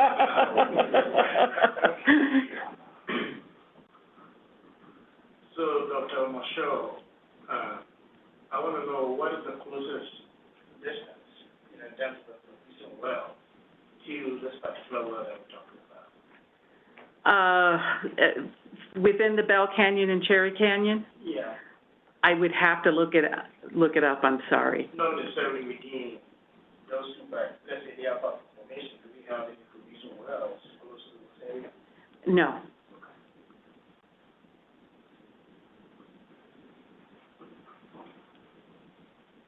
So do you believe that we do have, you do have enough porosity and capacity in these two formations that you're targeting?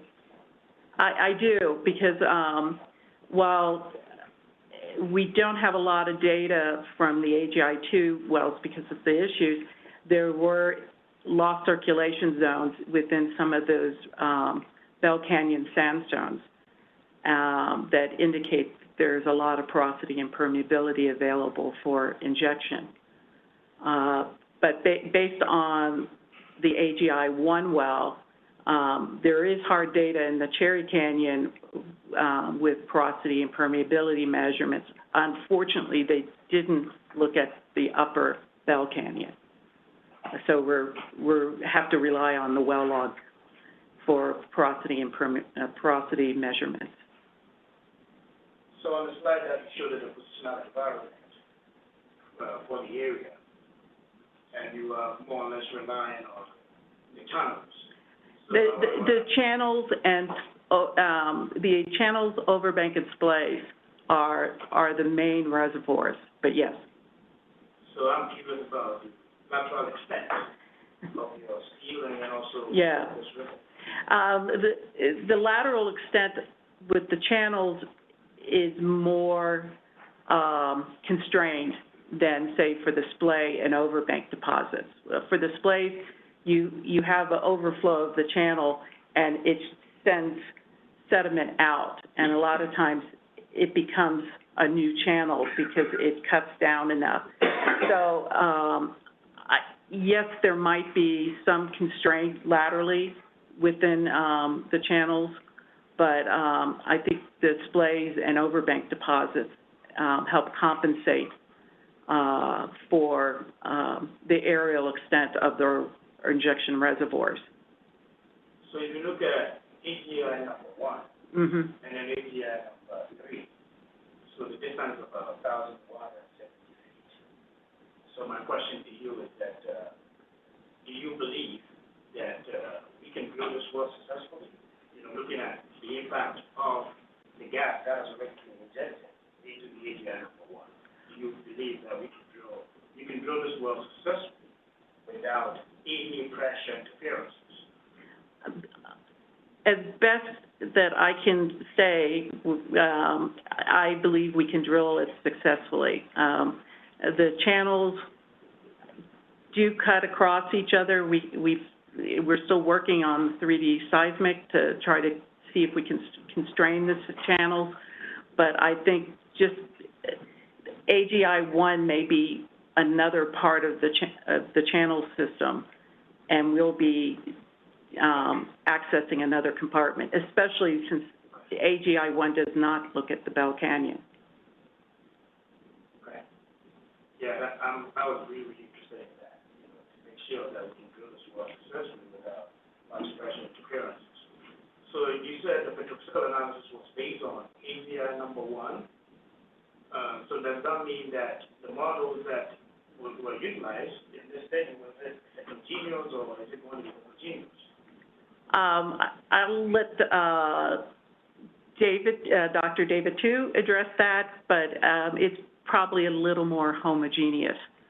But since we took a conservative approach with the porosity and permeability of much lower than, say, the channel sands themselves, we felt that at this point that was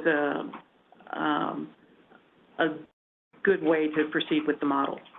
So do you believe the Brushy Canyon also forms part of your storage complex? I don't, I think there's potential, but we are planning on stopping before hitting the Brushy Canyon at the lower Cherry Canyon because we don't want to have any potential interference with any lower horizons. So we choose to use the siltstones and mudstones of the Brushy Canyon as the basal seal. So was the Brushy Canyon actually in the pond again, I'll let, it is in the geologic model. I'll let Dr. Tu address it in the engineering. Yeah, so I'm interested in that, so hopefully Dr. Tu can respond to that. Yeah. Because you do have the Bone Springs right below that. Exactly. So, as an engineer, I really want to know if there is any potential impact of your activities.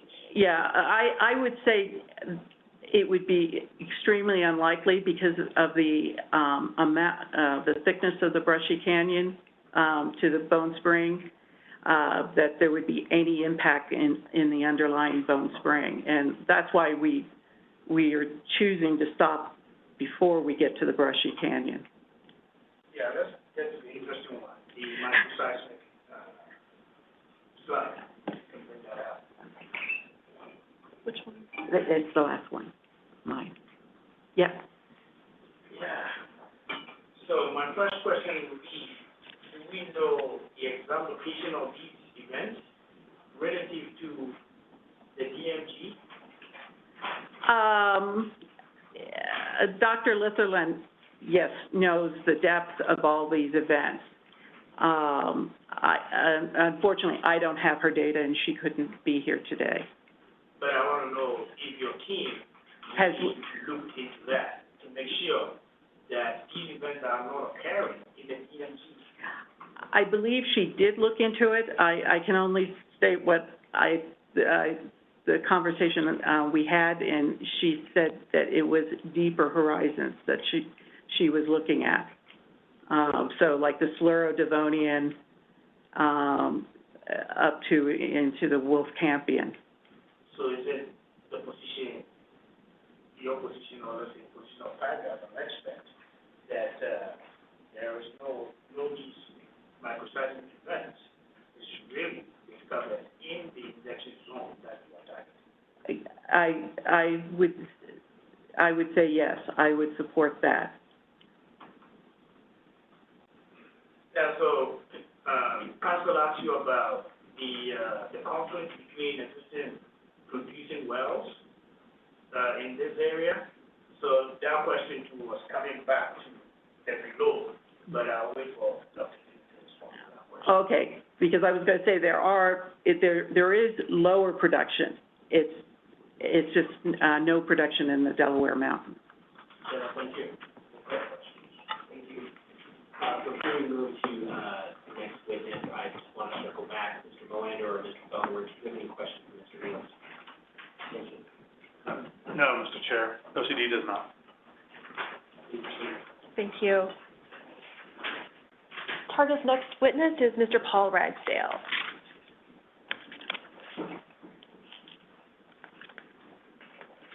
Please raise your right hand. Do you swear or affirm to tell the truth, the whole truth, and nothing but the truth? I do. Thank you. You may proceed. Please state your full name for the record. Luther Paul Ragsdale. By whom are you employed and in what capacity? I'm an independent consultant and working for Targa Resources. Have you ever testified at a commission hearing? I have not. Can you please briefly summarize your education and professional training? So I have a BS in industrial engineering from New Mexico State University in 1977, and I went to work in southeast New Mexico in the oil fields in 1977, and I have worked there ever since. Mr. Chair and Commissioners, I would request that Mr. Ragsdale be recognized as an expert in drilling engineering. Thank you. Mr. Ragsdale, let's look at section 3 of our presentation. Okay. Can you please describe what's shown on slide 20? So slide 20 is on the left-hand side is the OCD Form C-102 that gives you the legal locations of the proposed Red Hills AGI number 3. The right-hand side is the surveyor's plat, and it also shows a certified survey of where AGI number 3 is. It also shows there's some hashed lines. That is the property line of the Red Hills plant, so it shows you that it's inside the property line of the Red Hills plant. Can you describe the wellbore schematic that is shown on slide 21? So, yes. So this is our wellbore schematic that shows the casing strings and the tubing string of our proposed well. We basically have designed this well where each string will protect and isolate each section. As we drilled through it, we designed it to provide the best wellbore integrity. You can see that the surface is a 13 3/8 casing set at 1,307 feet. That will be 50 feet into the Rustler Formation. The Rustler Formation above that is your fresh water section. And so we're going to isolate the fresh water and cement it, and we will circulate cement. The intermediate is a 9 5/8 intermediate, and we will drill it down to 5,200 feet. I think it's 5,205, and we will top the Lamar limestone. And that is what Dr. Ormelschol was talking about, is we'll drill through the salts, through the Castillo, the Salado, into the Lamar, and we will set pipe there at 9 5/8, and we will circulate cement there. We then drill out through the Delaware Mountain Group into the Belt Canyon and into the Cherry Canyon, and we're going to, our proposed total depth is 7,600 feet, so we do not penetrate the brushy canyon there. As I know OCD asked that we include a CRA material, a corrosion-resistant material, so we do. In the bottom part of this 7-inch, you can see that we have 7-inch 32-pound G3 CRA VAM top.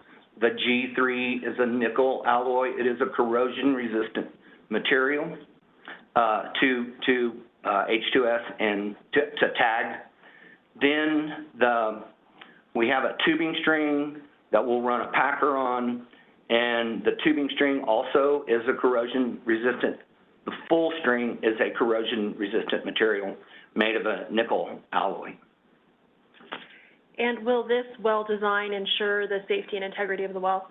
Yes, ma'am.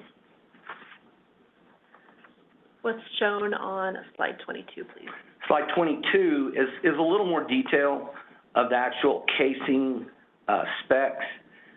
You can see the conductor. It's a 30-inch conductor, and you just set that so you can get the rig on it. It's cemented. Then the surface pipe. The surface and the intermediate pipes, those pipe are carbon steel. They're not CRA material. It shows you the threads on there. The BTC, the coupling connection, means it's a buttress thread. The production string has both some carbon steel P110 pipe at the top and then the CRA material at the bottom. You can see the coupling connection is a VAM top, and a VAM top is a gas-type connection. Tubing, again, is the CRA material set on top of a packer, VAM ACE, and it's 3.5 inch, and it too is a gas-type connection. And what's shown on slide 23? So slide 23 is our casing specifications. We go through and we look at each string of casing, and we make sure that we meet a certain safety factor as far as yield, tensile streak, burst, collapse body, and then of course we also list the connections in there too. So all of our pipe strings are designed with at least 150% safety factor. And what is shown on slide 24? So slide 24 is some detail on our cement designs, the kind of cement we're going to use. I think the most important thing is here is our conductor, surface, and intermediate. We will circulate cement to surface, and then in the production area, not only are we going to use CRA material in our pipe, but we're going to use a special cement that has been developed for acid gas injection wells called a corrosion-resistant cement. And we will circulate cement on this too. So all 4 strings will have cement circulated. And what is shown on slide 25? So this is our drilling fluid design, which is a fancy word for our mud. And you can see the first string, the 17.5-inch hole, will drill with fresh water because you'll be drilling through the freshwater sands, although there's not many freshwater sands out there. We'll set pipe in the rustler. So mud weight is, 8.5 to 9 pounds. You're carrying some solids in there. The second string is through the salt section. So we'll use a brine mud there, and that's to keep from washing out. If you were to use freshwater mud, you would dissolve the salt. So we use brine and to keep the hole size true. And then the third one is to drill the Delaware Mountain group, the Bell and the Cherry, and we're going to use a cut brine with a mud weight of about 9 pounds. Now, that's really important in that when we drilled AGI-2 in the Bell Canyon, we had mud weights up much higher than that, and we lost circulation. So we're going to monitor our mud weights here to try to prevent any lost circulations. But we have this possibility that we might have a pressure wave there. The drilling rig that we're going to use is going to have a managed pressure drilling system, so we can handle if we take any kind of kicks or anything like that. And what is shown on slide 26? So slide 26 shows our logging. We're going to run a lot more logs than a normal well does. We will log the surface open hole with a resistivity log and a gamma ray and a caliper. Then we'll set pipe and cement it, and we'll run a cement bond log. In the intermediate casing, we'll we'll do the same thing, but because we're using brine, we'll have to run a lateral log instead of an induction log. So a resistivity log, a gamma ray, and a caliper. Then case toll, we'll run a sonic tool and a cement bond log again. And then in the production casing, or the production hole, so this will be across the Bell Canyon and the Cherry Canyon, we'll do more. We'll run both resistivity and porosity logs. We'll run the gamma ray. We'll also run, you can see we listed an FMI in there. So an FMI is a tool that identifies small microfractures in there. Then once we set pipe, we'll run a bond log and a VDL on it too, and a gamma ray. On slide 27, what additional coring and monitoring will take place? So from a coring standpoint, we plan to core the seal above the Bell Canyon. So we will probably core down into the top of the Lamar. We plan to run at least an 80-foot core there. Then as we drill into the Bell Canyon, we will take cores in the porosity zones that we see. And then in the Cherry Canyon, we plan to take separate cores in there too. And we've discussed it is that because these sands may come and go, we may not get the real good productive sands. So it's possible that we'll do sidewall coring too in the open hole after we TD the well. And then as far as monitoring, I know OCD said, I think one of their requirements was to do monitoring. I think we've been very proactive in our monitoring system.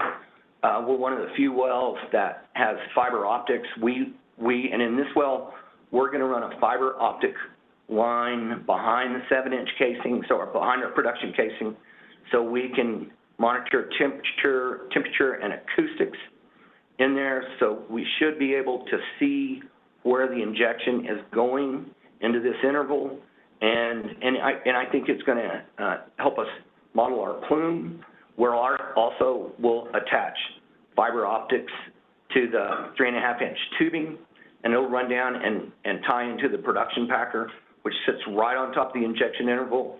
We'll have a pressure temperature gauge inside the tubing and a pressure temperature gauge in the annulus.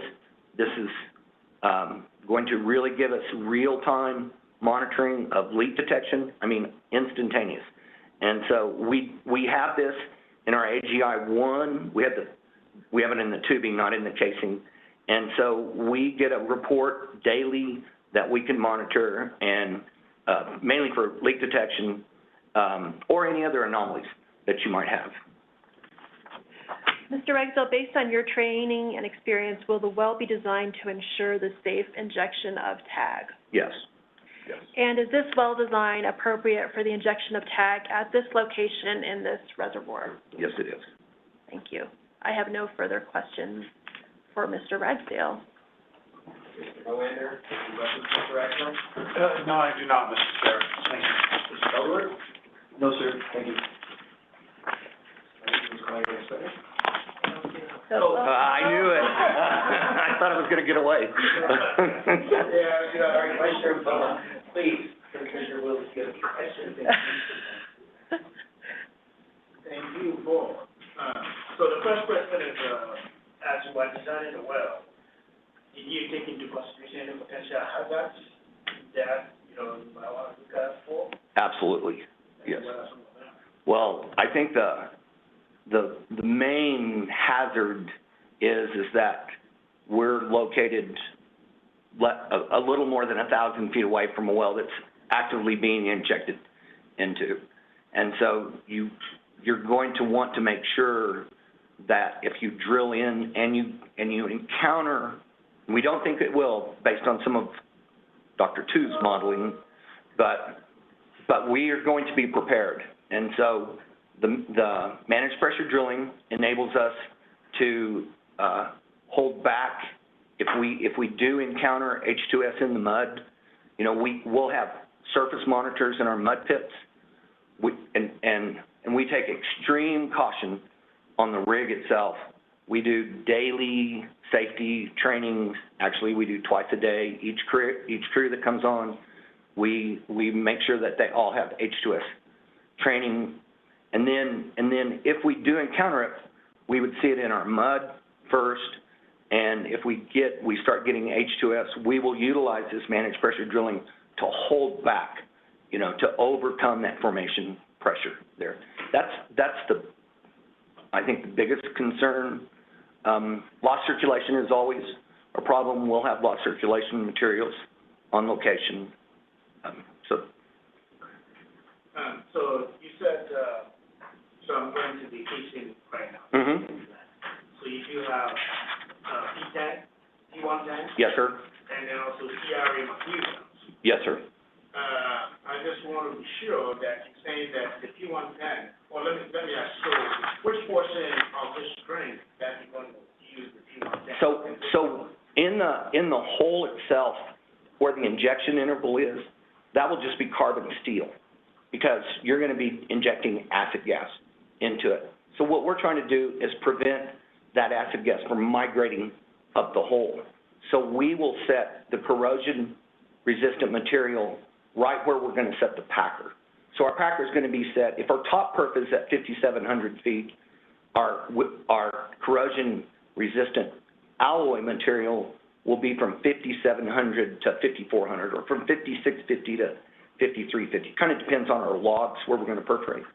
And so that's where our corrosion-resistant material will be, and we'll set our packer, which is also a nickel alloy packer, inside that corrosion-resistant pipe.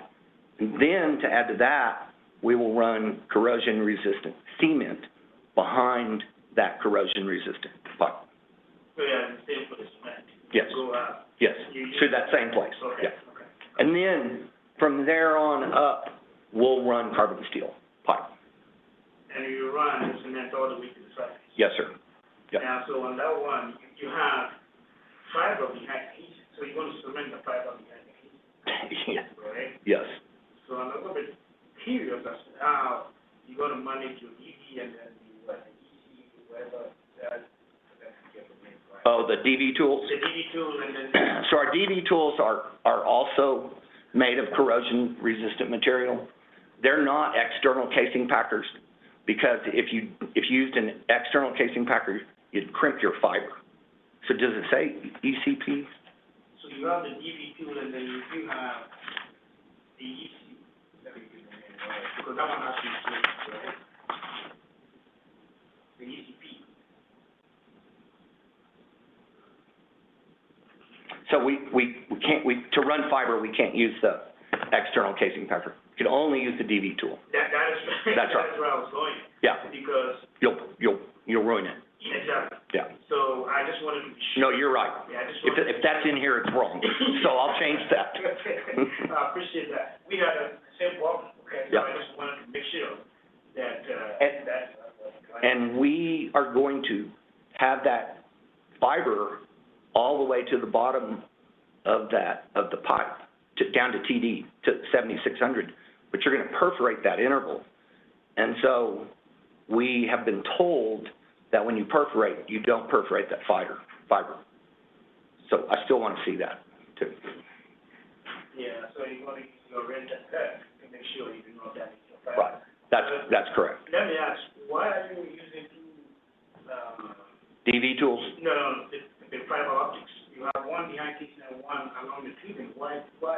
So this is, again, I think this is kind of innovative, is that we want, if you have the fiber in your packer, you really can see pressure, temperature, but you can't, you can see temperature anomalies above, but you can't see what's going on down below, down in your injection interval. And that's what we want to try to do, is monitor that injection interval. That's impressive. Thank you. Thank you. Welcome. Mr. Ransdell, I had some questions about the fiber optic line, and those were answered. Thank you. You mentioned, lots of circulation materials. Can you describe those for me? Mm-hmm. So when you drill, lost circulation material is usually paper or granular material. We were talking earlier today, you can grind up pecan holes or walnut holes. And so when you're drilling along and you drill into a zone that has a lot of porosity in it, and your mud weight, we're going to control our mud weights, but maybe that porous zone can't support that hydrostatic. And so it literally takes a drink and your mud goes away and you quit circulating. And so you put lost circulation material, we say you mix a pill and you load it up with this lost circulation material and you pump it down, and it basically just seals the wall of the wellbore off, and you'll get circulation back, hopefully. Great, thank you. And I only have one question. I think I understood this from your testimony, but you think the new drilling plan and approach here is going to address the issues that Targa saw with AGI to drilling through the same formation? Yes, sir, I do.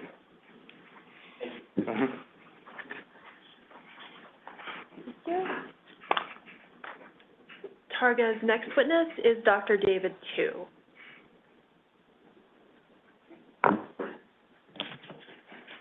Court reporter, can you please swear in the witness? Yes. Dr. Tu, please raise your right hand. Do you swear or affirm to tell the truth, the whole truth, and nothing but the truth? I do. Thank you. You may proceed. Thank you. Can you please state your full name? My first name is Jiawei, Jiawei. Last name is Tu. Also, I was referred as David. By whom are you employed and in what capacity? I was employed by Petroleum Recovery Research Center from New Mexico Institute of Mining and Technology. My title is a research associate. I'm specializing in reservoir engineering, modeling, and simulation for carbon sequestration. Have you ever testified at a commission hearing? Yes, I did. Can you please briefly summarize your education and professional experience? I graduated from Texas Tech University in petroleum engineering with my PhD degree in 2020. So I've been working as a frac engineer in the Permian Basin in 2019 briefly, and have over 20 publications in the related area. Mr. Chair, based on Dr. Tu's education and experience, I request that he be qualified as an expert in reservoir engineering. Dr. Tu is so qualified. Thank you. Dr. Tu, let's look at the reservoir dynamic simulation. What are the key considerations of Targa's application for authorization to inject? And I'm looking here at slide 30. So the reason for this study, the dynamic simulation study, is that we were trying to follow the state rule, that Title 19, Chapter 15, and the Part 26 for the disposal injector wells, to demonstrate that the proposed injection plan of our Red Hill AGI number 3 will prevent the waste and will protect the correlative rights and will not harm the public health or the environment. So specifically, we will demonstrate that the Bell Canyon and Cherry Canyon formations can receive as a treated acid gas or tag at the proposed injection rate, 30 million standard cubic feet, and the formation will safely contain the injected tag volume within the proposed injection time frame and the post-injection time frame. And also, the proposed injection well will be operated at or below the maximum surface injection pressure approved by the commission. And lastly, the proposed injection well will allow for the storage or sequestration of the tag, which has been the public interest because it prevents us, otherwise it will be flaring and emitted to the atmosphere. So, or associated with, and other associated environmental impacts.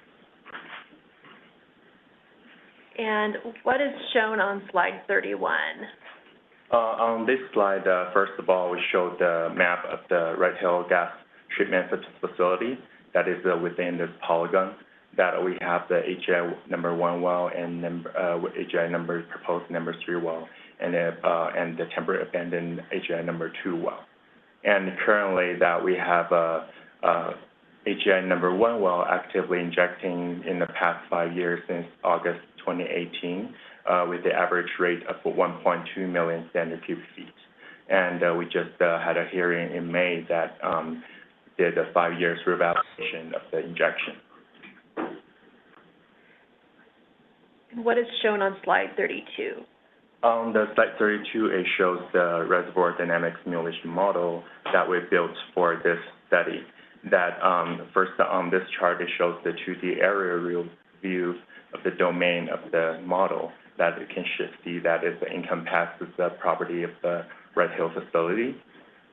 As well, on this chart, it shows the 3D view of the model. And our model is a 3.5 by 3.3 square miles, and it contains more than 500,000 grades. The average grade size is about 100 square feet, which is the very fine grades considered in reservoir engineering or simulation studies. And also, our model contains the four zones that consist of the 18 layers. That Salado Castillo and the Lamar will be our cap rock. Bell Canyon, Cherry Canyon will be our storage zones. And what is shown on slide 33 regarding model initialization? On the slide 33, it shows the initial conditions that we gave to the simulator to mimic the initial conditions of how the reservoir will be starting prior to injection. So for the pressure-wise, that we have the testing results from the previous literature that the average reservoir pressure at Bell Canyon and Cherry Canyon will be 3,400 and 3,700 PSI respectively. And the temperature will be around 116 and 125 Fahrenheit degree respectively. And the fluid saturation that we assume it is the initial 100% saturated by saline water, and the irreducible water saturation will be 55%. And we also assume the salinity of the formation brine will be 20,000 ppm. And on the right, this chart just shows the relative permeability that we feed the simulator to do the two-phase flow, which is gas and the water. And on the bottom chart, that it shows the initial pressure distribution within our model vertically. And what are the simulated injection parameters shown on slide 34? So on this slide, first, this is the timeline chart that we're giving you a very straightforward view of how we simulate this case. So we started simulation at August 1st, 2018. That's when the AGI number 1 started injecting into Cherry Canyon formation. And after 5 years, which about we presume that the AGI number 3 will start injecting on January 1st of 2024. And after 30 years, marking the AGI number 1 well of injection, we shut in that well because this reached 30 years by injection of authorities. And then similarly, 30 years after the AGI number 3 injection, we shut it down. And after that, we continued 30 years of post-injection to mimic the plume and pressure migrates behaviors. On this table, it shows the well control that calculated that we gave it to the model. That first, the primary control given to the AGI number 3 well is that we injected with the 13 million standard cubic feet rate for all over the 30 years of active injection. And also the wellhead pressure and bottom pressure will be set to the 90% of the maximum allowable injection pressure. And also the impacts of the AGI number 1 is considered, even though we probably will abandon AGI number 1 after the AGI number 3 turns into active, but we still want to be on the safe side, so we do consider the scenario when we injecting simultaneously. And what is shown on slide 36? Yeah, so because as I mentioned that we have the AGI number 1 well has started injecting in August 2018, so we want to leverage the data by using the historical injection rate and the pressure responses to validate this model that we created to be most accurately affect what could have happened in Cherry Canyon and Bell Canyon formation. So on this chart, the green circles shows you the historical injection rate that exported from the OCD website, and the green dashed line that is the simulated number that actually follows exactly what the historical rate was. And on the the blue line, that it shows the cumulative gas injection in the past 5 years. This chart was also showed in the HN number 1 5-year revalidation hearing before. And what's shown on slide 36? Yes. So on this slide, it's a counterpart of what's showing in slide 35. It shows the wellhead pressure response of the HN number well in the past 5 years injection. So again, the circled data are the realistic data that are reported from the field, and the red line that it shows the simulated data from the injection by setting the injection rate as the primary control. So we observe how the wellhead pressure response, as you can see, that is fluctuated within the expected range. And what is shown on slide 37? Yes. So on this slide, that is actually shows the prediction of the HN number 3 well, which is the well that we're proposing right now. Because after we validated that our model is trustworthy, that we started injecting it for 30 years with a constant rate of 30 million standard cubic feet, that we can see that the injection rate is very flat and spans through the entire 30 years from 2024 to 2054. That gives us the confidence that the pressure limits that hasn't been really exceeded. That's how we can achieve a very flat and a smooth line of 30 million standard cubic feet through the entire 30 years. And what is shown on slides 38 and 39? So on slide 38 and 39, similarly to what I showed of the HN number 1 well, this one shows the response of the wellhead pressure of the HN number 3 well. So this red line that shows that starting from 2024 that we're injecting the wellhead pressure, because we consider the wellbore model that Mr. Rexel, just presented. So we consider the tubing data, so we feed that into the simulator. That's why we can get the wellhead pressure.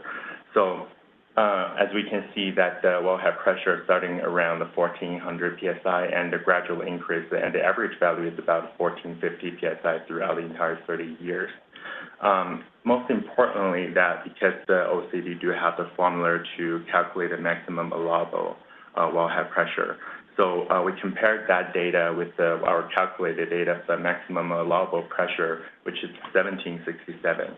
That is saying that even at the end of the 30-year injection, our wellhead pressure of the Wright Hill HI number 3 is way below what is approved to be the maximum pressure. So we are confident that the injection can be performed under the maximum allowable injection pressure.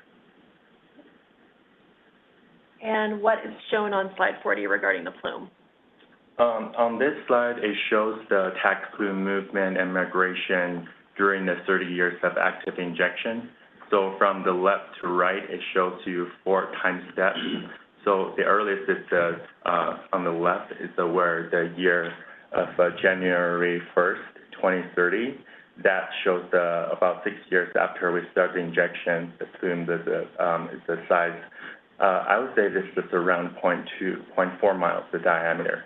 And after another 5 years of 2035, that we can see the plume start to increase gradually, and similarly for the next 10 years of 2045 till the end of 2055, which are the 31 years after injection. So the well was shutting on 54. That shows at the end of the 30 years injection, most of the tax plume stay at the target Wright Hill facilities subsurface land, and it didn't migrate that much. Yes, this is the 2D view of what it is showing. And then what's shown on slide 41? So on slide 41, that we did a cross-section of a 3D view of what's happening. So if you see this, these 2 lines that defines the interface between the Bell Canyon and the cap rock, the Lamar limestone, that you can see that the tax plumes was contained under our cap rocks. And Primarily, it's based within the Bell Canyon, because the Cherry Canyon, first of all, that we believe the porosity and permeability are lower. Second of all, as they're deeper, that when we use the same surface pressure to inject, that the tax plume will preferentially go to the shallower formation, which is the Bell Canyon here. So that gives us a buffer zone, actually, at the Cherry Canyon serves as a buffer zone, I would say, to the Brushy Canyon, like Dr. Impoma just asked before, because we believe that it will preferentially and mainly stay in the Bell Canyon formation. Dr. Tu, what are your conclusions and recommendations? So from our conclusion, from our study, after our careful geological review and well-designed as well as the dynamic simulation study, that we found that the Bell Canyon and Cherry Canyon formation can receive the TAG at the proposed injection rate, 30 million standard cubic feet. Not only that, and also the injected TAG can be safely contained within the proposed injection zone during and after the injection time frame. Next, the proposed injection, we found that it also can be operated at below the maximum surface injection pressure, and also the proposed injection well. Therefore, it will allow the stored TAG to be in the public interest that prevents the flaring and associated environmental impact. So therefore, I would conclude that our study demonstrates that the AGI number 3 will prevent the waste and protect the correlative rights and will not harm the public health and the environment. So we believe it should be approved. Thank you. I have no further questions for Dr. Tu. Mr. Malinder, do you have any questions for Dr. Tu? Nothing from OCD, Mr. Chair. Thank you. Mr. Bellworth? No, sir. Thank you. Thank you. Dr. Tu? Oh, sorry. I apologize. Dr. Tu, so I just want to be sure, are you saying that once AGI number 3 comes in stream, TAGA is going to shut the AGI number 1? It is likely. I would like to, Mr. L to double confirm. Yeah, can I answer that? Okay. Yeah, I think at that point. We have to call you back, Sorry. Okay. but we can do that. To my understanding, that's the case, yes. No, we need to be sure on that, so, because when I look at your modeling, you did the history matching up until the end, let's say, you did the history matching with historical data from AGI number 1, but I did not see a forecasting of AGI number 1 when the AGI number 3 came on screen. So I think that question needs to be resolved, so we know that AGI number 3 comes on stream, AGI number 1 is going to shut in because you did not really look at the interference of the injection from AGI number 1 and AGI number 3, which is a key component as to convince me, to know that your model is right. So that question I really want to answer for that. Okay, we can call Mr. Eels back to answer that question if that would be helpful, which it sounds like it would be.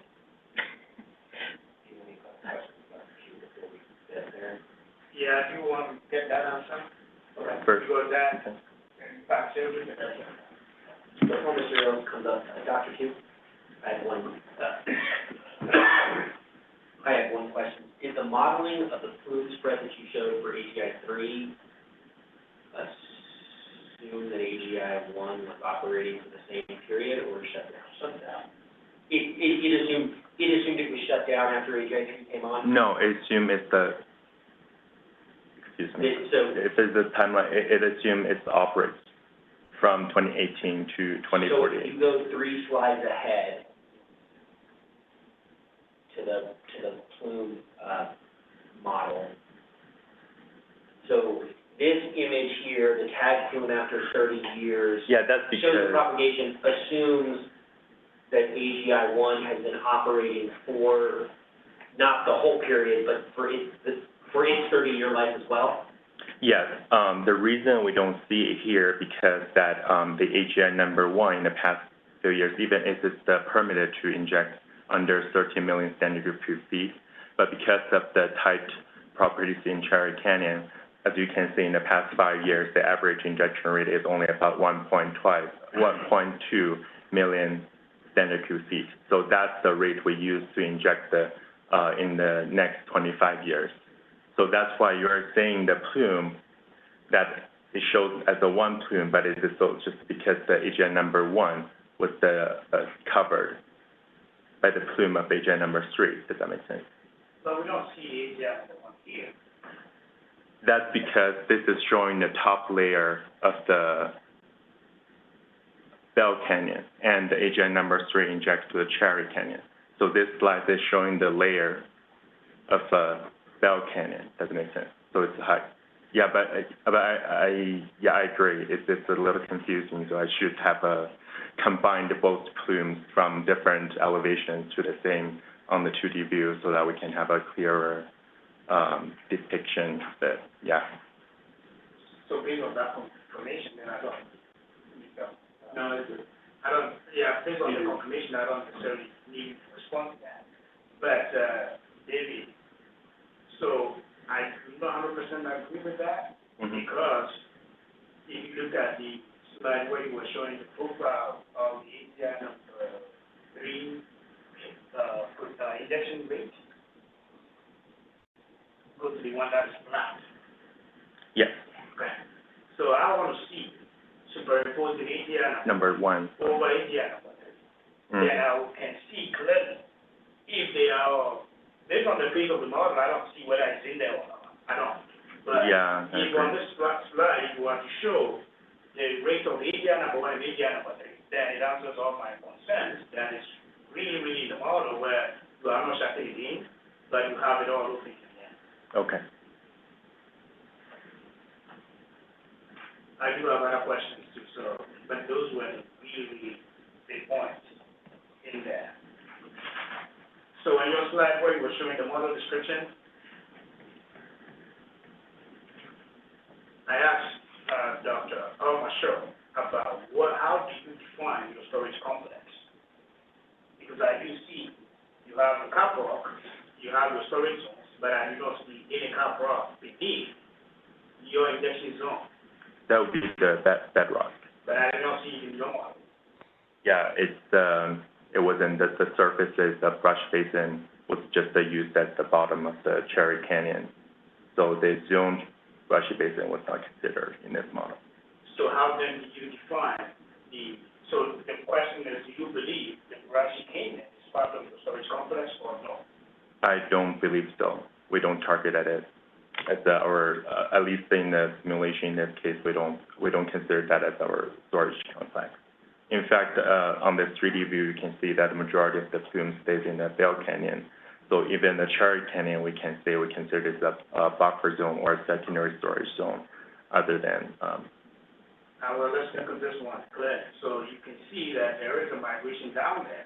You know, you've perforated the entire. So another question was, if we feel like the Bell Canyon is the most prolific zone, why are we perforating the entire Cherry Canyon? Because if you do that, then this model you can see there is some sort of tag right at the wellbore going. Yeah. So in this model, we did perforate the whole Cherry Canyon and the Bell Canyon zone. Exactly. Yeah. But my concern is, in your model, you did not really include the base cap rock. So I'm more concerned about, is the bone spring formation, is it really safe from any potential migration of your tag to interfere with the production? At least on this simulation case, we can see that it hasn't touched Cherry Canyon yet. But I would agree that we can also work on the perforation, the wellbore design, that we might not perforate the entire don't have to perforate the entire Cherry Canyon. That's also the case. The color that saturation you're seeing here is not resulted from migration. It's resulted from direct injection, because those zones are perforated. It's not because it's migrated from upper plume to the bottom.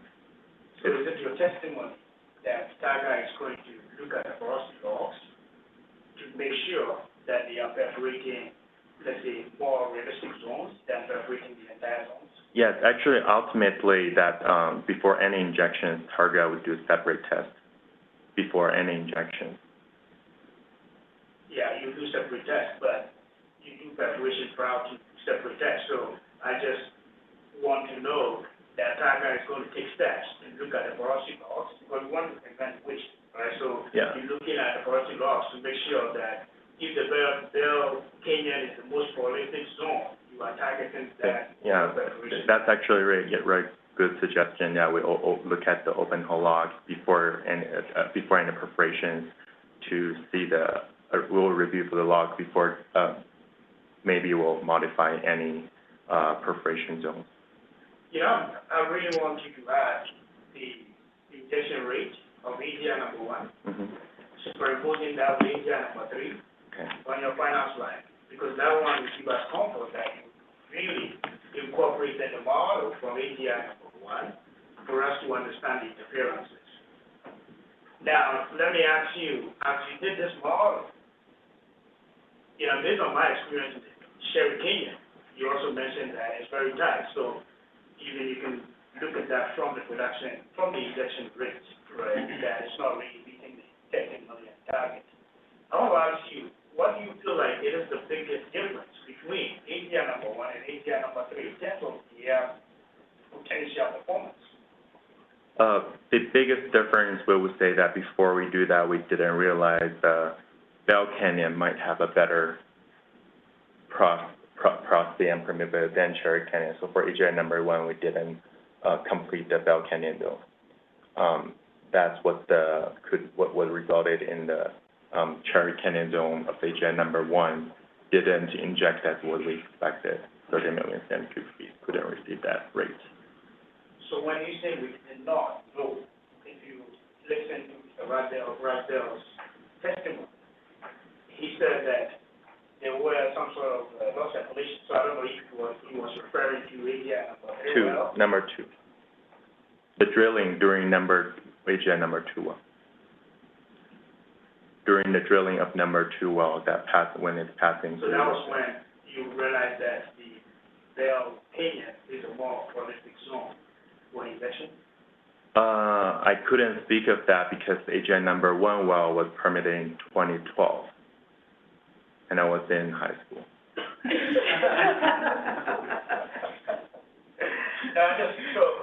You are saying that we didn't know. So I really wanted to know when the target knows that the Berry Canyon is going to be better target than the Berry Canyon. Yeah, we were more certain for that when we injecting AGI number 2 well when it's passing through the Bell Canyon and starts to lose circulation. So what was the boundary conditions that you used in this model? In this model, it's I used the aquifer, the analytical aquifer on the boundaries. So it's the open boundary model. So on your slide, you're talking about the pre-saturation, you assume 100%. I presume you were saying SWIR is 55%? It's the irreducible water. So you can normally represent that with SWI or SWIR? Yeah, it should be SWIR. Yeah, so Thank you you. probably have to fix that in your final slide. Mm-hmm. Now, you made mention of assuming 20,000 ppm as the salinity. So my question to you is, why do we assume when we drilled AGI number 1, we took information off of that, so why are we assuming 20,000? Because first of all, the salinity in this case doesn't really affect much of the injection results. It will affect the solubility. Yes, but you're telling me that, I hope you are not telling me that salinity is not important. in this case, I would say yes. It's the common number that should be used, 20 million ppm in Permian Basin. Within this formation, Yes, 20,000 ppm. that is assumed. Yes. And I'm just looking for the source of that assumption. Yes, we can also look into some real sample data collected and to change that number to an actual number, if that should be more close to the reality.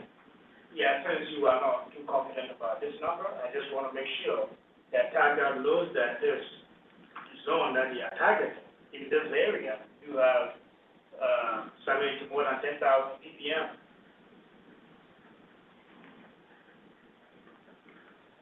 Would that be your testimony? In the C-108, and we do have the section of the salinity log, the salinity test from the adjacent wells, but it's not immediately on Targa's property.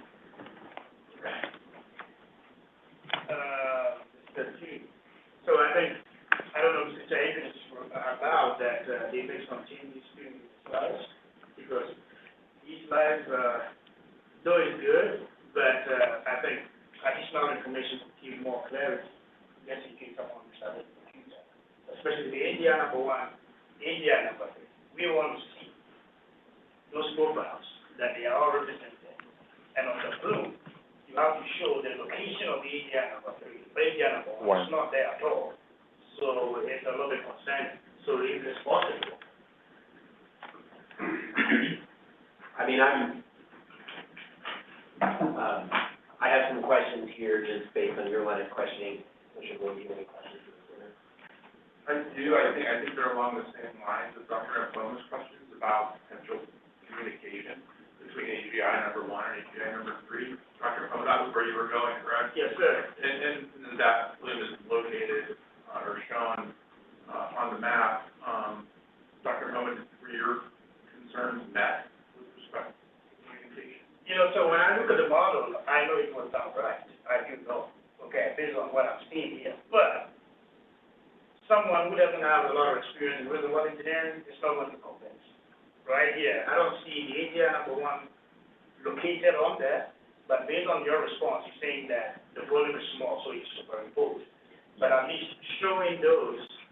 And also on this 2D chart, this is a plotted plume, it's not so the number 1 well would be selected, that's why the wellhead is not showing. But we want to see that one located right there, because we want to see the interferences, right? Mm-hmm. And also, if AGI number 3 is really performing better than AGI number 1, then that means that the commission, or let's say OCD, can say, okay, then we have to shut that one down, because you want to prevent wasting, right? But from the presentation, I do feel like just a small touch to the presentation or let's say the slides will resolve those concerns. Mm-hmm. I mean, where I'm at the moment, it sounds like there are suggested a long list, but there's enough of a list of corrections and additions at this juncture that I wonder if a continuance to the next hearing date would be appropriate to supplement the record with the additional information and some of the additional things, because I guess I'm a little, I take the point that we think the modeling, I take the point, Commissioner Apploma, that you feel like the modeling was done correctly and but that seems to be adding additional layers of information to the record, and that a formal opportunity to have that introduced would be better for a final decision on the case. Is sort of where I'm personally leaning on it.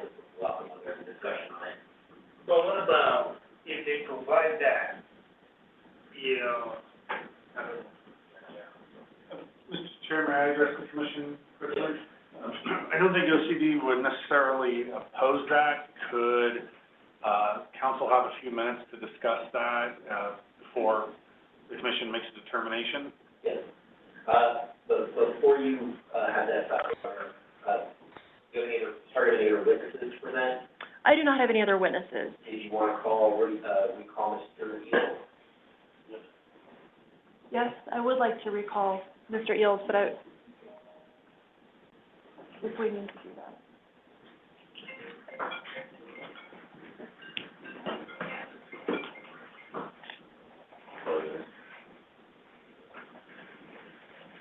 Speak freely. Well, Mr. Eels, are you?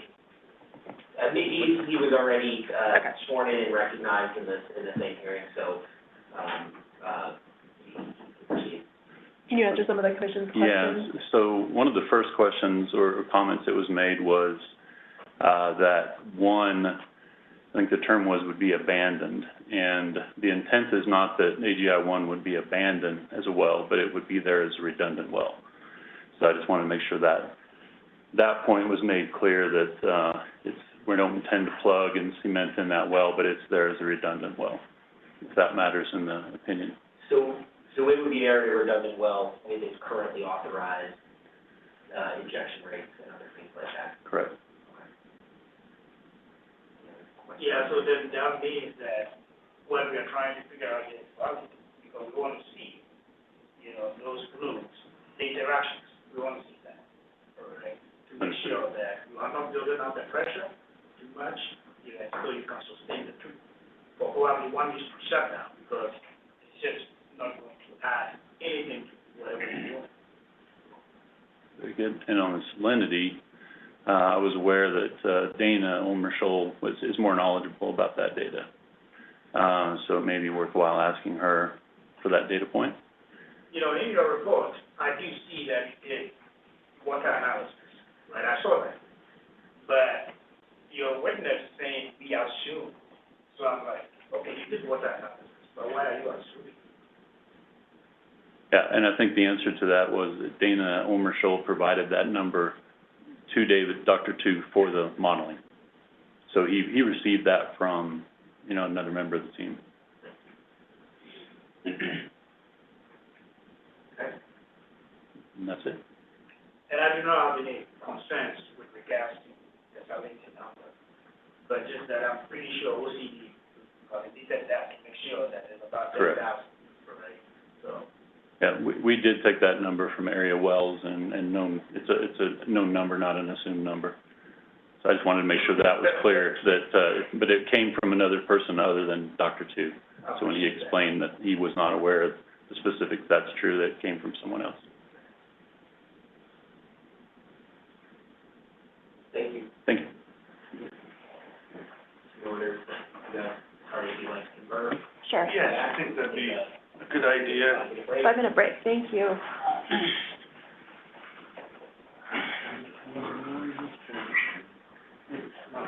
What's that? Once you come with us. Are you gonna talk about that topic? What's that? Are you gonna talk about that topic? Your client? Oh, yeah, I would.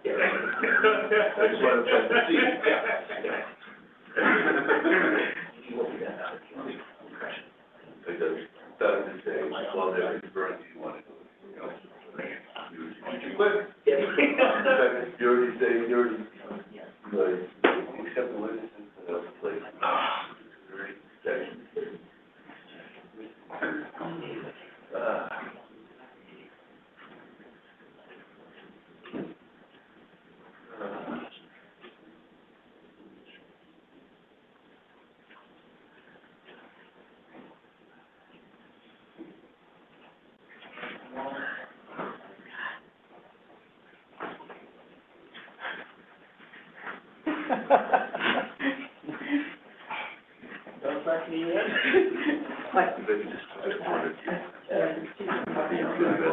I'm just gonna get some water. Oh, go get water. Yeah.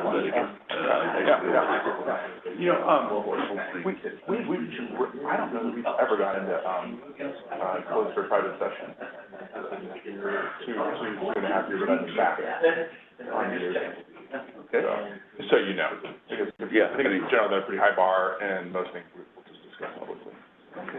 Yeah, the way that we had, you're in an open session, open session, you can go into closed session, that's separate notice. If you wanted to.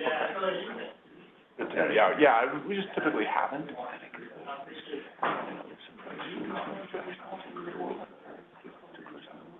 Chris.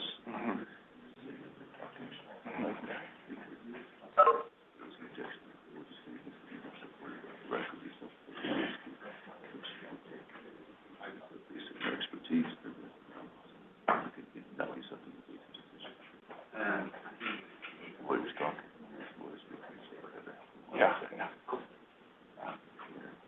I wasn't here for the first round. Supporting Reservoir. But his vision, what he said, perhaps if we can't, if there's nothing in the record that doesn't like it, it's negative thinking by himself. He's just a lawyer. Well, yeah. Maybe it's the reason to keep it. That was an expert.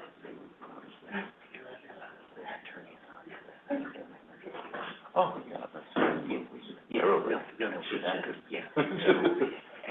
So bad. And I was like, the head object, that was, yeah.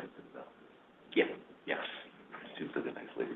And I forgot, I should have asked for objections. But with this particular one, like, it's also kumbaya for like. Yeah. This is great.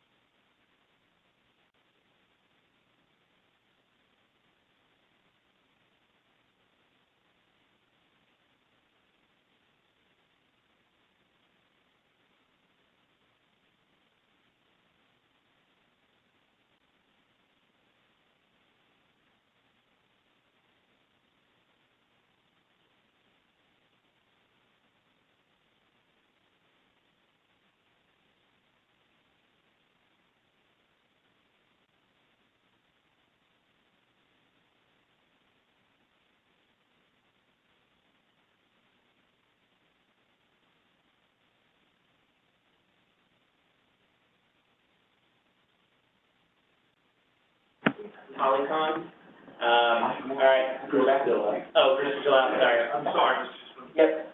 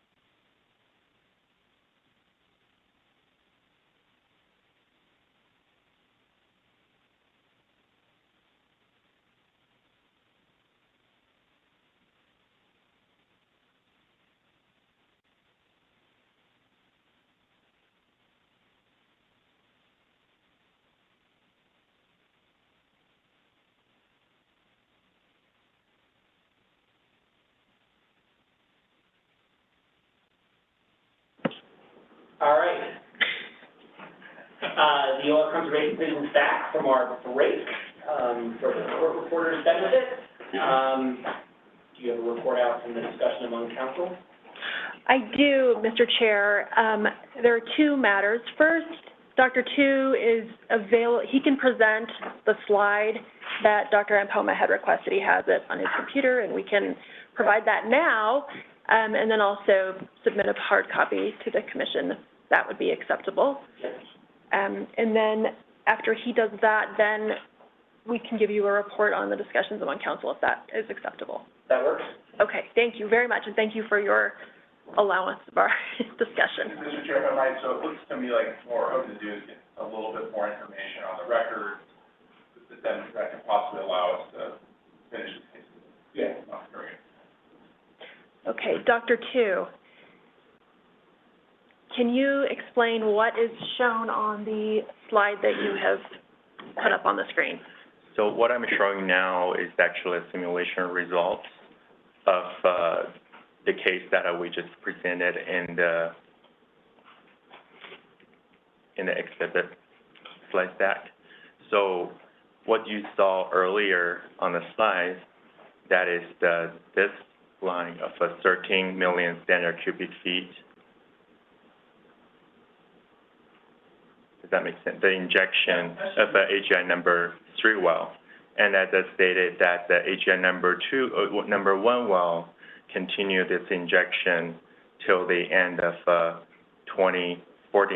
That's the end of the 30-year injection by the first time when it started inject. So it used the rate of 1.2 million standard cubic feet, which is the average of what happened in the past 5 years. They would never, even if it's the permit to 13, but because of the pressure limit, it will never go up to that far. So it also shows the AGI number 1 well. In the same case, they injected simultaneously that finishes injection in 2014-8. So your testimony is that notwithstanding the higher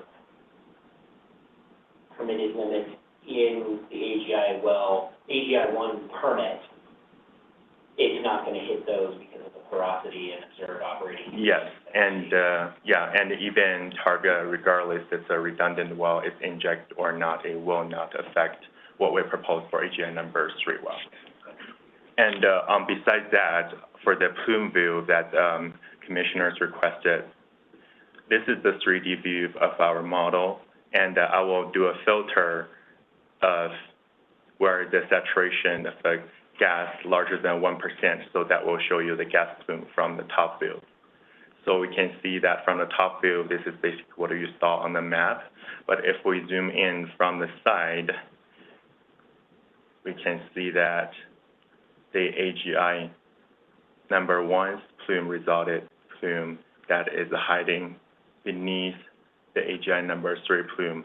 That's why it wasn't showing in the earlier slides when we had the aerial view, because the plume created the AGI number 1 in Cherry Canyon was beneath with the AGI number 3 created up here. Okay. Oh, zoom. Make it big so I can see.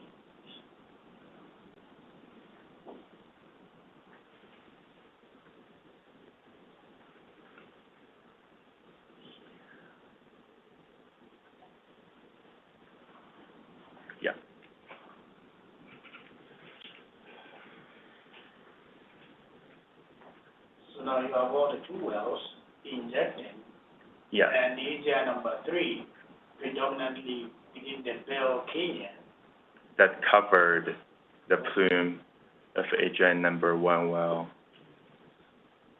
that's in the Cherry Canyon. Yeah, you are. It's not very difficult to figure it out. Can you turn off AGI number 3? I can turn off the well, but not the plume, because that's what's in there. Yeah, the way you present in the room, can you show it in a 2D? Yes. The way you are showing it sounds like the AGI number 1 is still getting some, time into the Bell Canyon. Okay, so this is the top layer of the, AGI number 3, Take it a look. AGI number 3. You can see the AGI number 1 is still, AGI number 1 is still heading, and we're just showing it layer by layer, so. So as you zoom in, for example, out slowly. Okay, now it should be better. I'm not gonna change the zoom in, zoom out. So this is layer number 9, which is one of the top layer of Bell Canyon. As we increase the number, we're going deeper. So it's the Bell Canyon, the second layer. And then you can see that so far we cannot see AGI number 1 well or whatsoever, because we're still in Bell Canyon. And after that, now here's the AGI number 1. Yeah, so it's been hiding by the AGI number 3 plume that created on top of it. That's why we didn't show that, we couldn't see that in the earlier slide. So, am I interpreting this correctly, that as you go down to the layer where both wells will be injecting into the same formation in the Cherry Canyon, your modeling shows that there would be no interference or interaction at all, because even at the end of the life, the plume is not projected to propagate close to the AGI ones? No, it won't. Okay. Okay. That sounds good. I feel better, dude. Thank you, Dr. Notwithstanding, obviously, that we're recording this, and it is in that record, and it's part of the transcript, it would be helpful for the commission if submitted for the record, information reflecting that. We will do that. We can print out, we can submit PDFs of of those slides. Yes. Okay, we will do that. Okay. And that was all I had for Dr. Chu. Okay. Thank you. Thank you.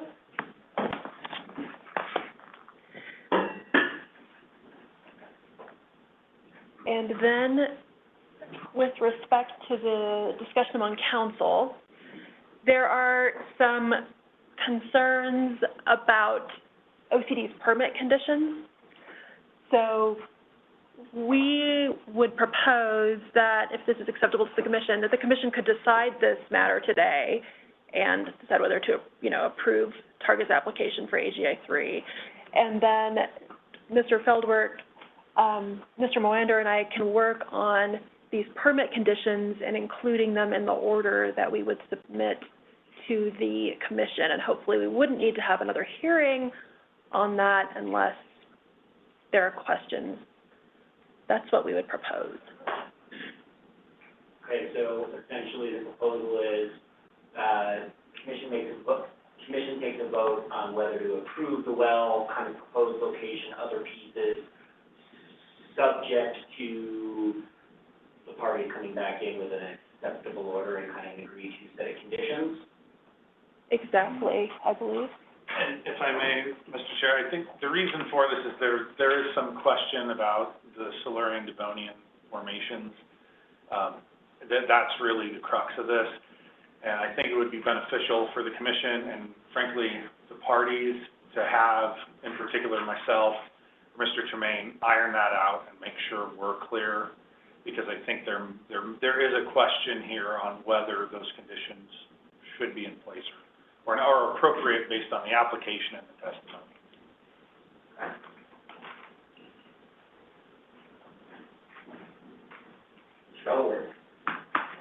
I think that's right. First off, a little history here, right? They filed an application for injection into the Silurian Devonian, okay? In part because of the seismic slides you just saw today, my clients objected.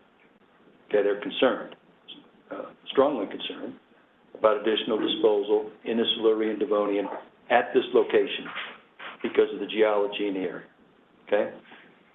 So as a result, they withdrew the application, and the only matter before you here today is whether they can dispose in the Delaware Mountain Group. We do not oppose that. It's the only thing that's been noticed here today.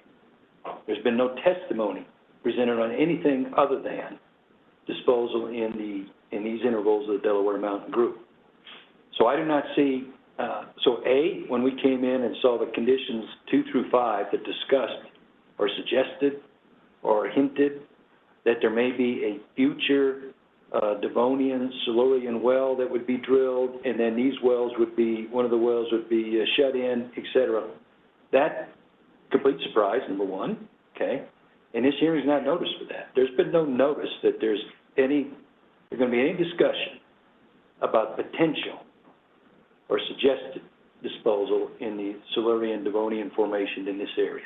Well, So what about ATI 2, which is already authorized? Now, I know there were technical issues drilling it, but that's already authorized, the Verde, Devonian, and Silurian disposal, and I think there the commission went on the record about concerns about, I mean, the structure that's contemplated by these petitions, setting aside the moment, noted, was contemplated in the authorization for AGI number 2, wasn't it? That well has been abandoned. Has it been fully abandoned? Has it been fully abandoned? I thought it had been. It's temporary abandonment. Okay, but that order's no longer valid. No, I think the order is still valid, but TARG is evaluating how to proceed with respect to that well, and that's part of the reason for the temporary abandonment. Yeah. That's my understanding, is that it's not fully abandoned. So there is still a Silurian Devonian well, and at least the order approving that one hinted at these issues. Correct. That were discussed there, certainly on the OCD side, about having a Silurian Devonian disposal to reduce disposal of the Delaware Mountain Group. At least that's how I understood that one. Well, I haven't looked at that order recently. okay, so I don't know about that, and I think that's something that has to be examined because of these concerns, and if need be, we need to have a hearing on that, okay? But the point is, their conditions that they brought today didn't say anything about the AGI one, okay? Talked about a new application for a separate disposal well in the Devonian. I don't have them right in front of me, right? But the point being that there's been no notice today to anyone that there's going to be any discussion about future Silurian Devonian disposal. So I don't see how you can have something in your order arising out of this hearing that even suggests or contemplates Silurian Devonian disposal. And so we would remain opposed to anything in the order that says that. And if that's even under consideration, then we need to have another hearing. Okay? Thank you. Mr. Molitor, if you have concerns about long-term Delaware Mountain Group disposal, is there an alternative set of conditions? And that's the question I need to get answered from OCD technical staff, is what would be the alternative? And that's the information, primarily what I'm looking to flesh out with them.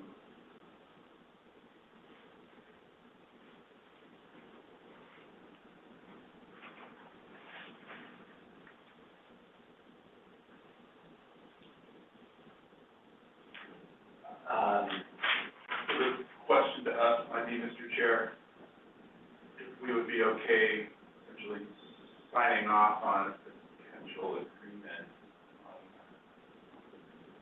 3 parties here? Yeah. Without them coming back and.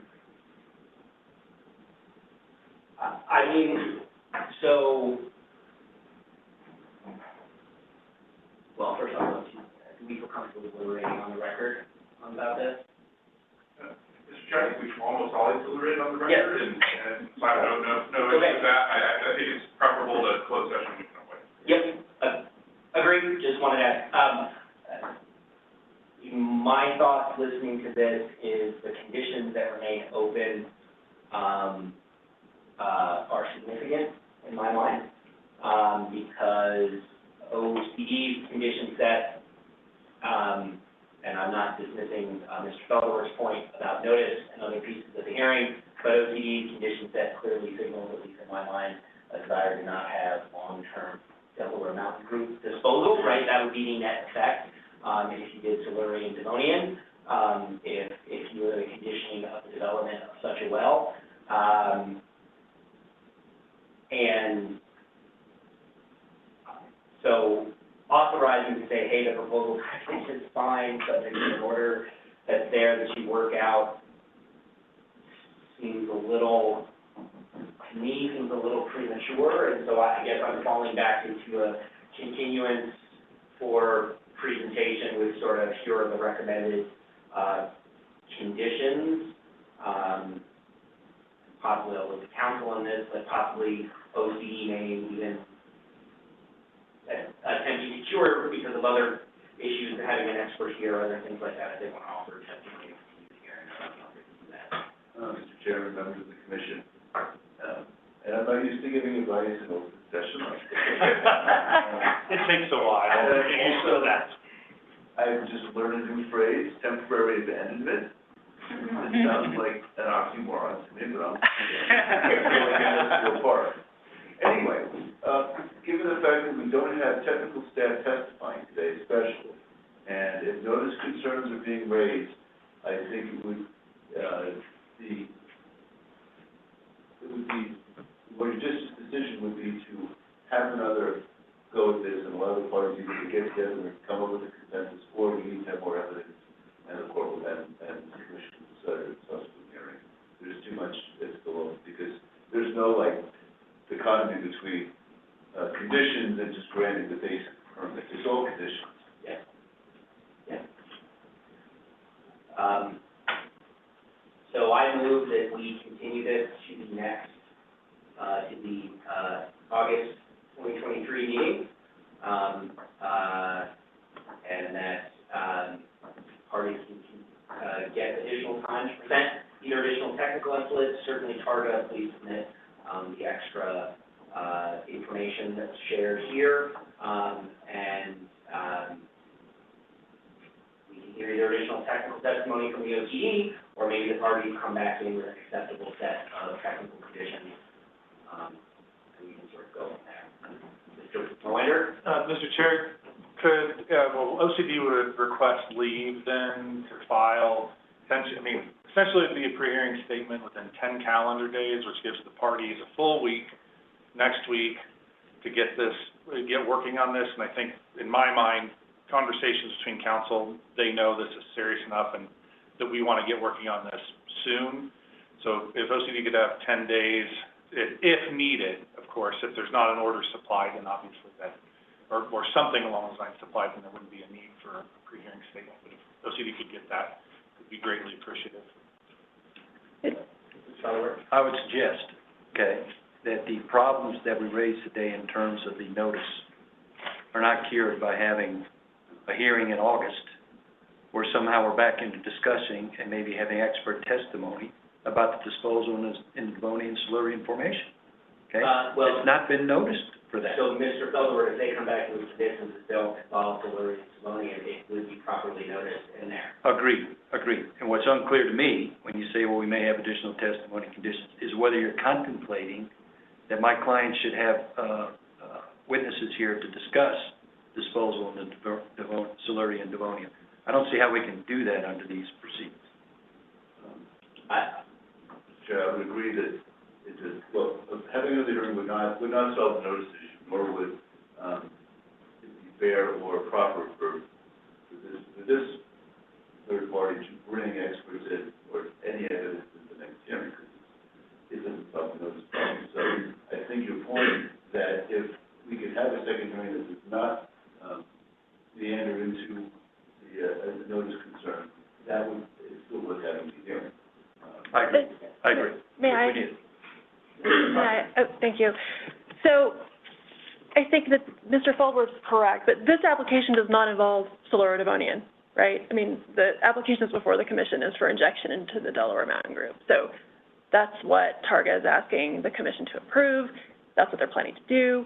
Targa is in dire need of this well because they operate their natural gas processing plant at this location. And there have been delays, as Mr. Feldward discussed. We filed the initial application in February for the Fleur Devonian. We withdrew that due to these concerns. So now we're here in desperate need, really, for injection capacity. So delay is very problematic for Targa. I understand that there are these permit conditions that hopefully the parties can work out. But from Targa's perspective, the sooner this can be decided, the better. And with respect to bringing in testimony and experts on Fleur Devonian, I think that that's just not within the scope of this application. And I don't think that's fair to Targa to keep delaying this matter for that reason. And I think that OCD did have notice of this hearing today, and the pre-hearing statement deadline was last week. And There was a family emergency. I understand. I understand. Delayed it, and the commission will be flexible. Okay, I understand. It's just, this is difficult for Targa because we need to get this well approved. You're modeling So- for a start date of 1/1/2024, so would an August hearing interfere with a 1/1/2024 start date? I think it takes time to drill the well, Mr. Chair. I'm well aware, but it's a serious question. I mean, do the rigs need to move on site in August? I mean, the modeling didn't show a start in December, November, or other pieces. I know it takes time to drill and develop in other pieces, but,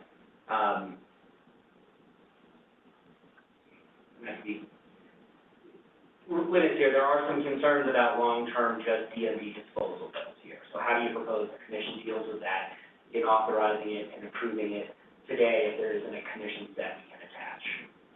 Conditions that we can attach. I think that if the parties were unable to reach agreement on the permit conditions, then I think we would need to have further presentation to the commission. I mean, I think the order could be presented at the next meeting for discussion. And if the parties can't reach an agreement, then I think that's a separate issue. So how does that get around not giving a continuance? I don't understand what we'd be voting on if there aren't permit conditions, because if permit conditions are still being negotiated and it's there, how would Targa proceed with drilling or development of a well that doesn't have approved set of permit conditions? I think that knowing whether the well is approved or not would be helpful for Targa. But I understand that the commission may not want to vote on that approval without the permit conditions. I understand that. So it's almost we've approved the well today. I mean, is your proposal that the commission approves the well today to give Targa some of the certainty that they need to begin making drilling and development arrangements, but that approval is subject to presentation of acceptable permit conditions and aside from the standard permit conditions, acceptable permit conditions at the next hearing, so it goes away if they aren't presented? Is that the ask? That's what I would propose.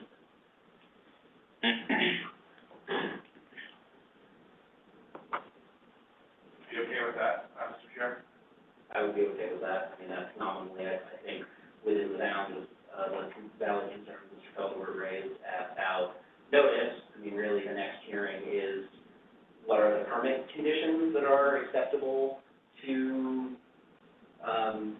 that resolve concerns raised by OCD, because I take the point, Mr. Feldward, that EOG doesn't have any concerns about DOG disposal. Mr. Chair, members of the commission, if you are confident that the end result will, regardless of what the conditions are, there will be a hole in the ground of a certain width and depth that they can start drilling in the meantime, that any scenario will still involve that filling with the well, they can start putting folks on site. Well, that's where my question is going, is if you're still negotiating permit conditions, know what you're drilling. All they would get is certainty that maybe they can start doing some mow short of drilling, because without the permit conditions that Mr. Moander was talking about, I'm not aware that they would actually have a permit to put a bit in the ground in the intermediate time. That would be my understanding, yes. Yes, we would need the order to start drilling. It's an elaborate order, and the conditioning it on. I think the extent of caution, it would be better to have this resolved next year, and especially with, it is a tough call. Again, if you feel like the end result is gonna be the same with respect to what they need to know now, what they get done in the next month, then, sure. And we'll draft an order that protects the rights of the parties who are in this now, if they want, if there is no consensus on conditions. And in fact, I believe you're right, when you take some risk, that if a hole was dug, if it was put in the ground and the conditions were reached that were satisfactory, you would have an investment that may not. Mr. Chair, it seems to me like it's almost 6 of one, half dozen of another. Yeah.